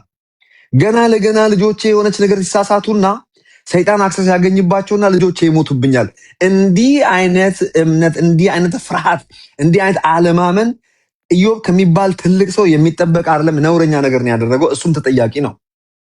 ከዚህ ውጪ ደግሞ የቅኔ መጽሐፍ እንደሆነ እንዳረሳ ፖኤትሪ ነው የኢዮብ መጽሐፍ። እኔ ማትሰናከሉብኝ ከሆነ አንድ ስተዲ ሳገኝ ያነበብኩትና እንደው ደስ ያለኝ ነገር የፖኤትሪ መጽሐፍ እንደመሆኑ መጠን ይላሉ እነዛ ስኮላሮች እንደሚሉት ኢዮብ የሚባለው ግለሰብ ፐርሰኑ ኤግዚስት የሚያደርግ አይደለም። ታሪኩ የመንፈስ ቅዱስ መገለጥ ነው። ኮርስ የተፈለገውም ታሪኩ ነው። ኢዮብ የሚባለውን ሰው ግን ፓራብል ልክ ኢየሱስ አላዛርና ሀብታሙ ሰው የምናብ ሰዎች ናቸው፣ ኤግዚስት የሚያደርጉ አይደሉም። ልክ እንደዛ ፖኤትሪ ስለሆነ የቅኔ መጽሐፍ ስለሆነ ልክ ምሳሌ መጽሐፍ ላይ ምንድነው የሚለው? ጥበብ ቆማ ትጣራለች ስለ የሆነ ሴትዮ አስመስሎ ነው የሚያወራው። በእንደዚህ አይነት መልኩ የተጻፈ ነው የኢዮብ ታሪክ ይላል። እኔ ቢሆን ደስ ይለኛል፣ ባይሆንም አይ ዶንት ኬር። እኔ የተፈለገው መንፈስ ቅዱስ ታሪኩን ለኛ አሳልፎ መስጠቱ ነው። ሶ ማነው ተጠያቂ ለሚለው ነገር እዛ ጋር ብዙ ኦርኬስትሬት ያደረገ ነገር አለ። ዋናው ተጠያቂ ራሱ ኢዮብ ነው። እግዚአብሔር አንድን ባሪያውን ተነስቶ ለሰይጣን እጅና እግሩን አሳልፎ ሕይወቱን አትንካ እንጂ ልጆቹንም ግደል፣ ጤናውንም ውሰድበት፣ ነገ ስለምባርከው አሁን እነዚህ ልጆቹን ግደልበት ይላል የሚል እምነት የለኝም። እንደዚህ አይነት አምላክም አላመልክም፣ እንደዚህ አይነት አምላክም አላውቅም። ነገር ግን ቃሉም በጸጥታና በዝግታ ከሌሎች የመጽሐፍ ቅዱስ ክፍሎች ጋር ይልቁንም ከእግዚአብሔር ባህሪ ተነስተን ስንተረጉመው ጉዳዩን እግዚአብሔር ለሰይጣን አሳልፎ አልሰጥም፣ ማንንም ለሰይጣን አሳልፎ አይሰጥም፣ ልጅም አይገልም። እግዚአብር በውኑ ማኅፀንን የምከፍት ልጅን የምሰጥ እኔ አይደለሁም? ምን ነው የሚለው? ልጅ ገዳይ ሰይጣን እንጂ እግዚአብሔር አይደለም። ስለዚህ ለሰይጣን አክሰስ የሰጠው ማን ነው ከተባለ 95% ለእኔ ኢዮብ ራሱን አሳልፎ የሰጠው 5% የማን ነው? 95% እሷን ሶርስ ባቅ አልደብቅም። እንደው ስታይ ሁሉን አዋቂ ነው መስል እንዴ? 95% እግዚአብሔር። አሁን ይሄ ምን እንለዋለን መሰለህ? 5% አላውቅም። አይ ግን የኔን ኦፒኒየን ትንሽ ብናገር እስቲ ንገር። ባቢ ያንተ ኦፒኒየን ከኃይሉ የራቀ ሸውል ሰማይ ከመሬት እንደሚርቅ ሀሳባችን ከሀሳቡ አሁን በእንትን ያላትን ሶሪ፣ በጣም ይቅርታ አድርግልኝ ባህርሻይ። እችን ኃይሉን ትንሽዬ የሳሳታትን ነገር እንትን ልበለውና ትቀጥላለች። ሶሪ በጣም በሚገርም ሁኔታ ይሄ አይሰጂስስ እንለዋለን። ዩ አር ፑቲንግ ዩር ኦውን አይዲያ ኢንቱ ዘ ቴክስት፣ የራስን ሀሳብ ቴክስት ውስጥ ጨመርክ ማለት ነው። አንደኛ እየፈራ አይልም መጽሐፉ። ከዛ እንደዚህ ያደረገ እንደዚህ ብሎ 95% ችግሩ የሱ ነው አልክ አይደለም። ሰይጣን ሄደ ዞረ። እንዲሁም መጽሐፍ ቅዱስ በጣም ፍጹም ሰው እንደሆነ፣ በጣም ጻድቅ ሰው እንደሆነ ይናገራል። እግዚአብሔርን የሚፈራ ሰው እንደሆነ ይናገራል። እግዚአብሔርን መፍራቱ እንዲሁም ልጆቼ በድለው እንዳይሆኑ ብሎ መሰዋቱ ራሱ የእግዚአብሔርን መፍራቱ ተደርጎ ነው እንጂ የተቆጠረለት። የፈራሁት ደረሰብኝ አላለም እንዴ? የፈራሁት ደረሰብኝ፣ እችን ነበር የፈራሁት። አንተ ከሜዳ ተነስቶ ልጄ ይሞትብኛል ትላለህ እንዴ? እሺ ወይ ልነግርህ ነው። እና ሰይጣን ዞሮ ከሰሰ። ምድርን ዞርኳት አለ ባሪያዬን ኢዮብ። እግዚአብሔር እንዲሁም አንተ በምትለው መንገድ 95% ችግር ለችግሩ እሱ ነው መንስኤ አልክ። እግዚአብሔር ግን በእርግጠኝነት ባሪያዬን ኢዮብ አይተሃል ወይ? እንደሱ ያለ ፍጹም ሰው፣ እንደሱ ያለ ጻድቅ እግዚአብሔርን የሚፈራ በምድር ላይ አለ ወይ ብሎ ጠየቀው ማለት ነው። አሁን እኮ እሱን እግዚአብሔር አንተን የሚፈራ ብሎ ያው ታውቀዋለህ፣ መጽሐፉን ደግሜ ያልነግርህም። በቃ ሁሉን ነገር ስላጠርክለት ነው፣ ሁሉ ነገር ስለተጠበቀ ነው ብሎ ተናገረ ማለት ነው። በቃ የወደድከውን አድርግ፣ እሱን አትንካ ብሎ አለ። በንብረቱ አደረገ። እግዚአብሔር እንትኑን ግደል እንትኑን በል ምናምን ብሎ ጽፎ አልሰጠውም። ፈተናውን ጽፎ አልሰጠም። እግዚአብሔር ሰጣን ሰጠ እያላችሁ አይደል እንዴ? እግዚአብሔር አላልንም። ልጁን ሰባት ልጅ ግደልበት አይደል? ለሰይጣን ሲጀመር ይሄንን አድርገን አላልንም እኛ፣ ያለም የለም። ስለዚህ እግዚአብሔር ልጁን ግደልበት አላለም። የወደድከውን አድርግ ብሎታል፣ ፈቅዶለታል። ብቻ ብላችኋል ሙለታ ብላችኋል። አይ አላልንም። ቆይ እሺ ችግር የለው አላልንምና አንደኛው እሱ ነው።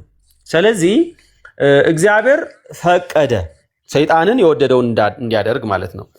እዚህ የምናየው እግዚአብሔር በኢዮብ ሕይወት የወደደውን ማድረግ ይችላል። ከዛ ፈትኖት ግን ለመልካሙ ነገርየው ግን ለመልካም ነው የሆነው፣ ለኢዮብም ጭምር ማለት ነው። ለኢዮብ ማለት ለመልካም ነው። ለመልካም የሆነው አንተ ልጅ ሞቶ ሌላ ልጅ ስለወለደ ለመልካም ሆነ ይባላል እንዴ? የሞቱት ልጆቹ ናቸው። ለመልካም ሆነ ያለው ራሱ ነው። ላንብብልህ እንዴት ምን እንዳለ ላውጣና ላንብብልህ። ምን ያርግ? አማራጭ የለውም። የሞተ አይመለስ። ምን ያርግ? በኢየሱስ ክርስቶስ አማራጭ ስለሌለው ነው የተደረገለውን ነገር ያመሰገነው።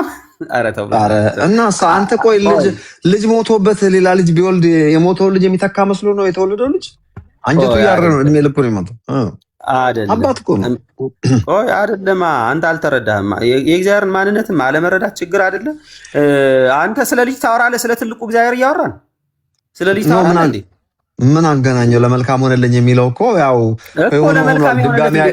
ድጋሚ አይመለስም እና ሄዷል።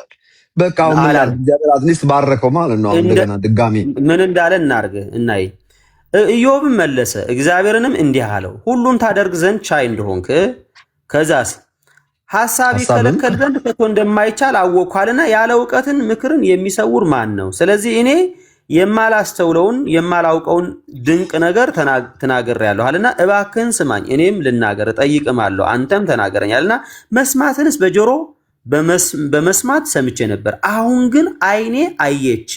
ስለዚህ ራሴን እንቃለሁ፣ በአፈርም በአመድም ላይ ተቀምጫለሁ፣ ጸጸትም አለው ብሎ እግዚአብሔርን መስማትን በጆሮው እንደሰማ ማየትን ግን አሁን እንዳየው እግዚአብሔርን ከማየት በላይ የእግዚአብሔርን ክብር እንትን ከማድረግ በላይ ምን አይነት ድንቅ ነገር አለ? ሙለታ ጥያቄው የነበረው የኢዮብ ጥያቄ ከጓደኞቹ የተሻለ ነው። ህይወቱን ያውቃል። ከበጎቹ ልብስ ያልሞቀ የለም። ላንካሳው እግር ነበር፣ ለዓይነ ስውሩ ዓይን ነበረ። ያልበላ ያልጠጣ የለም ከቤቱ።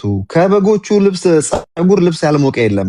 ይህን ሁሉ መልካም ነገር እያደረግኩ ይህ ሁሉ መከራ ሲደርስብኝ ጓደኞቼ ደግሞ ከኔ በጽድቅ በተለያየ ነገር የሚያንሱት እንኳን ሲቀልዱብኝ አሁን ጤናዬን አጣው፣ ሚስቴንም አጣው። እሷም ስደብና ሙት ካለች እንዳለች አትቆጥር። ልጆቹን አጣ፣ ንብረቱን አጣ፣ ገላውን አጣ። ስለዚህ የእሱ ጥያቄ ዋይ ይሄ ነገር በኔ ላይ ለምንድን ነው ሀፕን ያደረገው ባገኘሁትና እንደውም ይመልስልኝ ባቅ ብሎ ሲመኝ አንድ ቀን መጣ ጊዜ በል እንግዲህ እንደ ወንድ እስቲ ተነስ ፎክራል፣ በፊት የቁምና እንነካከር አለው። ገና እግዚአብሔር ንግግር ጀመረ። ሲጀምር ምን ቢያደርግ ጥሩ መልስ ይሆን የነበረው? ልጄ ሆይ ላስተምርህ ፈልጌ ነው ቢሆን መልስ ነው። ወይም ደግሞ ግድ የለም ሌላ እኮ የበለጠ የተሻሉ ቆንጆ ልጆች ሊሰጥ ነው፣ ይህም መልስ ሊሆን ይችል ነበር። እሺ እግዚአብሔር ደግሞ ምንድን ያለው? ስለ ከዋክብት ክምችት፣ ድብ ስለሚባል ኦሪዮን፣ ስለ ሰጎን እንዴት እንቁላል ጥላ እንደምትሄድ አውሬ እንደሚረግጣት፣ ስለ ሜዳ አህያ፣ ስለ ጉማሬ ምን አገናኘው? ግን እግዚአብሔርና አዳም ይግባቡ ነበር። እግዚአብሔር የትኛውም በተን ፑሽ ሲያደርግ የቱ ከፍና ዝቅ እንደሚል ያውቃል።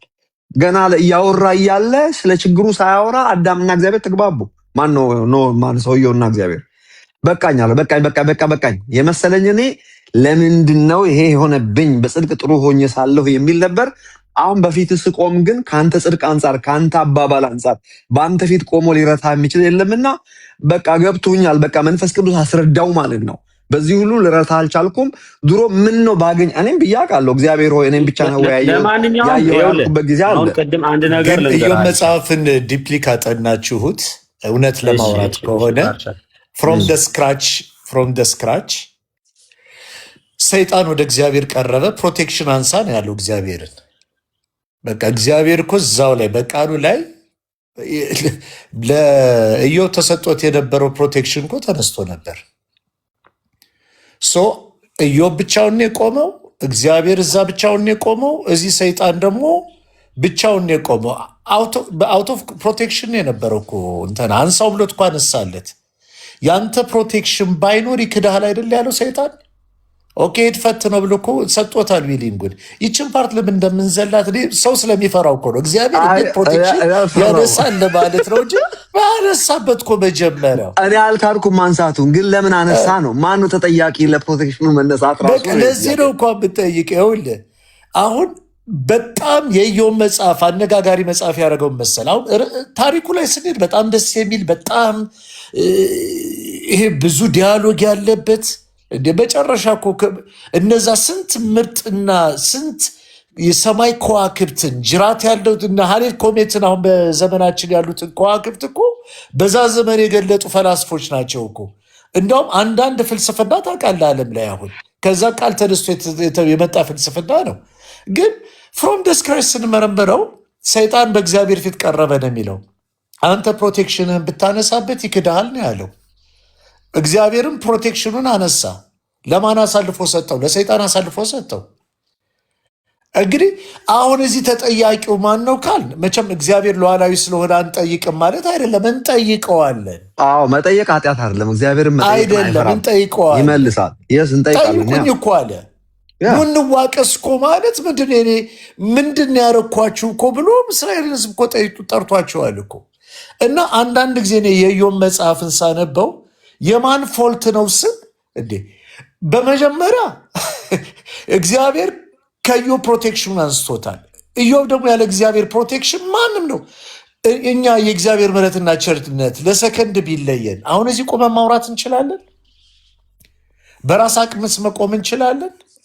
እኔ እዚህ ጋር የሚያሳየኝ ምንድን ነው ሰው በክርስቶስና ሰው ያለ ክርስቶስ ብለን የኢዮብን መጽሐፍ እዚህ ጋር ብንፈታው በጣም መልካም ነው እንጂ አሁን ኢዮብ ጥፋተኛ ነው ኢዮብ እንትን ነው ለማለት ፕሮቴክሽኑ ተነስቷል። ኦፍኮርስ ፕሮቴክሽን ከሌለ ደግሞ ፈሪ ነው። ፈሪ ብቻ አይደለም በቋቃ ነው። ምንም እኮ እንትን የምናደርገው የለም። እግዚአብሔርን ያውቀዋል እንጂ በእግዚአብሔር ፕሮቴክሽን ውስጥ አልነበረም። የፈራሁት ደረሰብኝ አለችው። አንተም ባህርሻ በደንብ እዚህ ጋር የፈራሁት ደረሰብኝ። ያቺ የፈራሁት ደረሰብኝ ከፕሮቴክሽን ወጣ። እኔ አሁን ሙለታ እኔ ኃይልሽ የመንፈስ ቅዱስ ህልውና ከውስጣችን ቢወጣ መስኮት ቢጮህ ደንግጣ አትወጣም? ቆይ ባህርሻ አንተ አሁን ሳትጸልይ ከቤት የወጣበት ቀን ይኖራል። ዛሬ አልጸለይኩምና እንደው ወይ መኪና አደጋ ይደርስብኛል ወይ ነገር አለው የሚል እንደዚህ አይነት ሞኝነት እንደዚህ አይነት ጨዋታ ትጫወታለህ። መጸለይ አለብህ ነው። በክርስቶስ የተገለጠው ምህረት ከኔ መጸለይና ለመጸለይ ጋር የተያያዘ አይደለም። የተያያዘ አይደለም። ኦፍ ኮርስ መጸለይ አለብህ። ኃጢአተኛና ሙታን ሳለሁ እኮ ህይወትን የሰጠኝ እሱ ነው እኮ። ፈልጌም እኮ አልዳንኩም። ባይደወይ ቀስቅሶኝ ነው አይደል እንዴ? የእውነት ነው። እኔ ያለ ፕሮቴክሽን አም ኖባዲ። አሁንም እዚህ የምትሰሙ ሰዎች ያለ እግዚአብሔር ፕሮቴክሽን እግዚአብሔር አንዴ ልጁን ከኛ ቢያነሳው እውነት ነው የምነግራችሁ ከመኖር ወደ አለመኖርም ልንመጣ እንችላለን። ትልቁ ቁም ነገሩ ስለሱ እንድንናገር ይረዳል፣ እንድንገጣጠም ያደረገን፣ በድፍረት እንድንመላለስ ያደረገን የሱ ማንነት የሱ ህልውና እኛ ጋር ስላለ ነው። እና የኢዮብ ታሪክ ስንመለከተው ፍሮም ደ ስክራች የእግዚአብሔር ህልውና ከሱ ጋር አልነበረም። ፕሮቴክሽኑን አነሳ። በእውነት ነው የምነግራቸው። አሁን እኮ መንፈስ ቅዱስ ወደኛ ሲላክ ትልቁ ፐርፐዝ እኮ ፕሮቴክሽን ነው። ፕሮቴክሽኑ ራሱ ለምን አነሳ? ለምን እግዚአብሔር ባህሪው ለምን መጽሐፍ ላይ ከገባን በጣም አጨቃጫቂ ነገር ይሻላል። ሙለታዬ ከዚህ ፖይንት ኦፍ ቪው እንዴት ታየዋለህ ነው? ያ እኔ እንግዲህ ጥሩ ነው ያልከው ባህሩ። እኔ በቀጥታ እኮ ፕሮቴክሽኑን ያነሳበት ምክንያት እንደማይበድል ለማረጋገጥ ነው። አይበድልም። አንተ እንዳልከው ሰይጣን ከሰሰና ይህንን ብታረግ ይሆናል አለ። ክስ ውድቅ ነው። ዝም ብለህ ነው በከንቱ የከሰስከው እንጂ ጻድቅ ሰው ነው፣ እግዚአብሔር የሚፈራ ሰው ነው፣ እሱ እውነተኛ ሰው ነው ብሎ አለ። አይ አይደለም እንደዚህ ቢሆን አለ። ቆይ እንደዛ እንዳንል ደግሞ ሙለታዬ አይደለም በዚህ በወደቀው ዓለም ቀርቶ አዳምና ሔዋንን በተመቸ ገነት ላይ ያስቀምጧቸው እንኳ ስተዋል እኮ። አይደለም የእግዚአብሔር ህልውና ተነስቶ የእግዚአብሔር ህልውና ባለበት ገነት እኮ ኃጢአት ሰርተዋል እንዴ። ጋድ ይሄን አያውቅም እንዴ? ተወሱን ልጨምርልህ፣ ሌላ ልጨምርልህ ምንም ኃጢአት በማይገኝበት እንዲያው ግድ የለም ገነት ላይ እንኳ እባብ አለ ብለን እናመካኝ። ሰማይ ላይ ፍጹም ቅዱስ ፍጹም የልዑል እግዚአብሔር ብርሃን ባለበት እኮ መልአክ ስቷል እኮ። ሰይጣን እኮ የተቀደሰ መልአክ ነው የነበረው። ምንም እንከን በሌለበት ቦታ ጥፋት እስከተገኘበት ድረስ እኮ በስራ ፍጹም ነበርክ በተባለበት ሉዓላዊውን ብቻ ኪሩብ እኮ የእግዚአብሔርን ክብር ተሸካሚ ነው። የእግዚአብሔርን ክብር ተሸክሞ እንኳ ክዷል እኮ፣ ኃጢአት ሰርቷል። አይደለም የወደቀው ዓለም ላይ እንዴ እኔ አም ሶሪ እኔ እኮ በወደቀው ዓለም ላይ ኢዮብ ኃጢአት አይሰራም ብሎ የሚያስብ እግዚአብሔር አለ ብዬ እኔ ራሴን አላጃጅልም። ዳግምም አልተወለደም እኮ በወደቀው ዓለም ላይ ሰማይ ላይ መንፈሳዊ ሰው ሰማይ ላይም ገነት ላይም እኮ ፌል ተደርጓል እኮ። አሁን እኮ በዚህ ዘመን ቢኖር እንኳን በመንፈስ ቅዱስ ዘመን እኛ አዲስ ፍጥረት በሆንበት ዘመን ቢሆን እንኳ ኃጢአት አትሰሩ ብሎ ቢመካብን የስ አሜን እንላለን። ምክንያቱም ኃጢአት እንዳናደርግ የሚያደርግ መንፈስ ቅዱስ ምድር ላይ ስላለ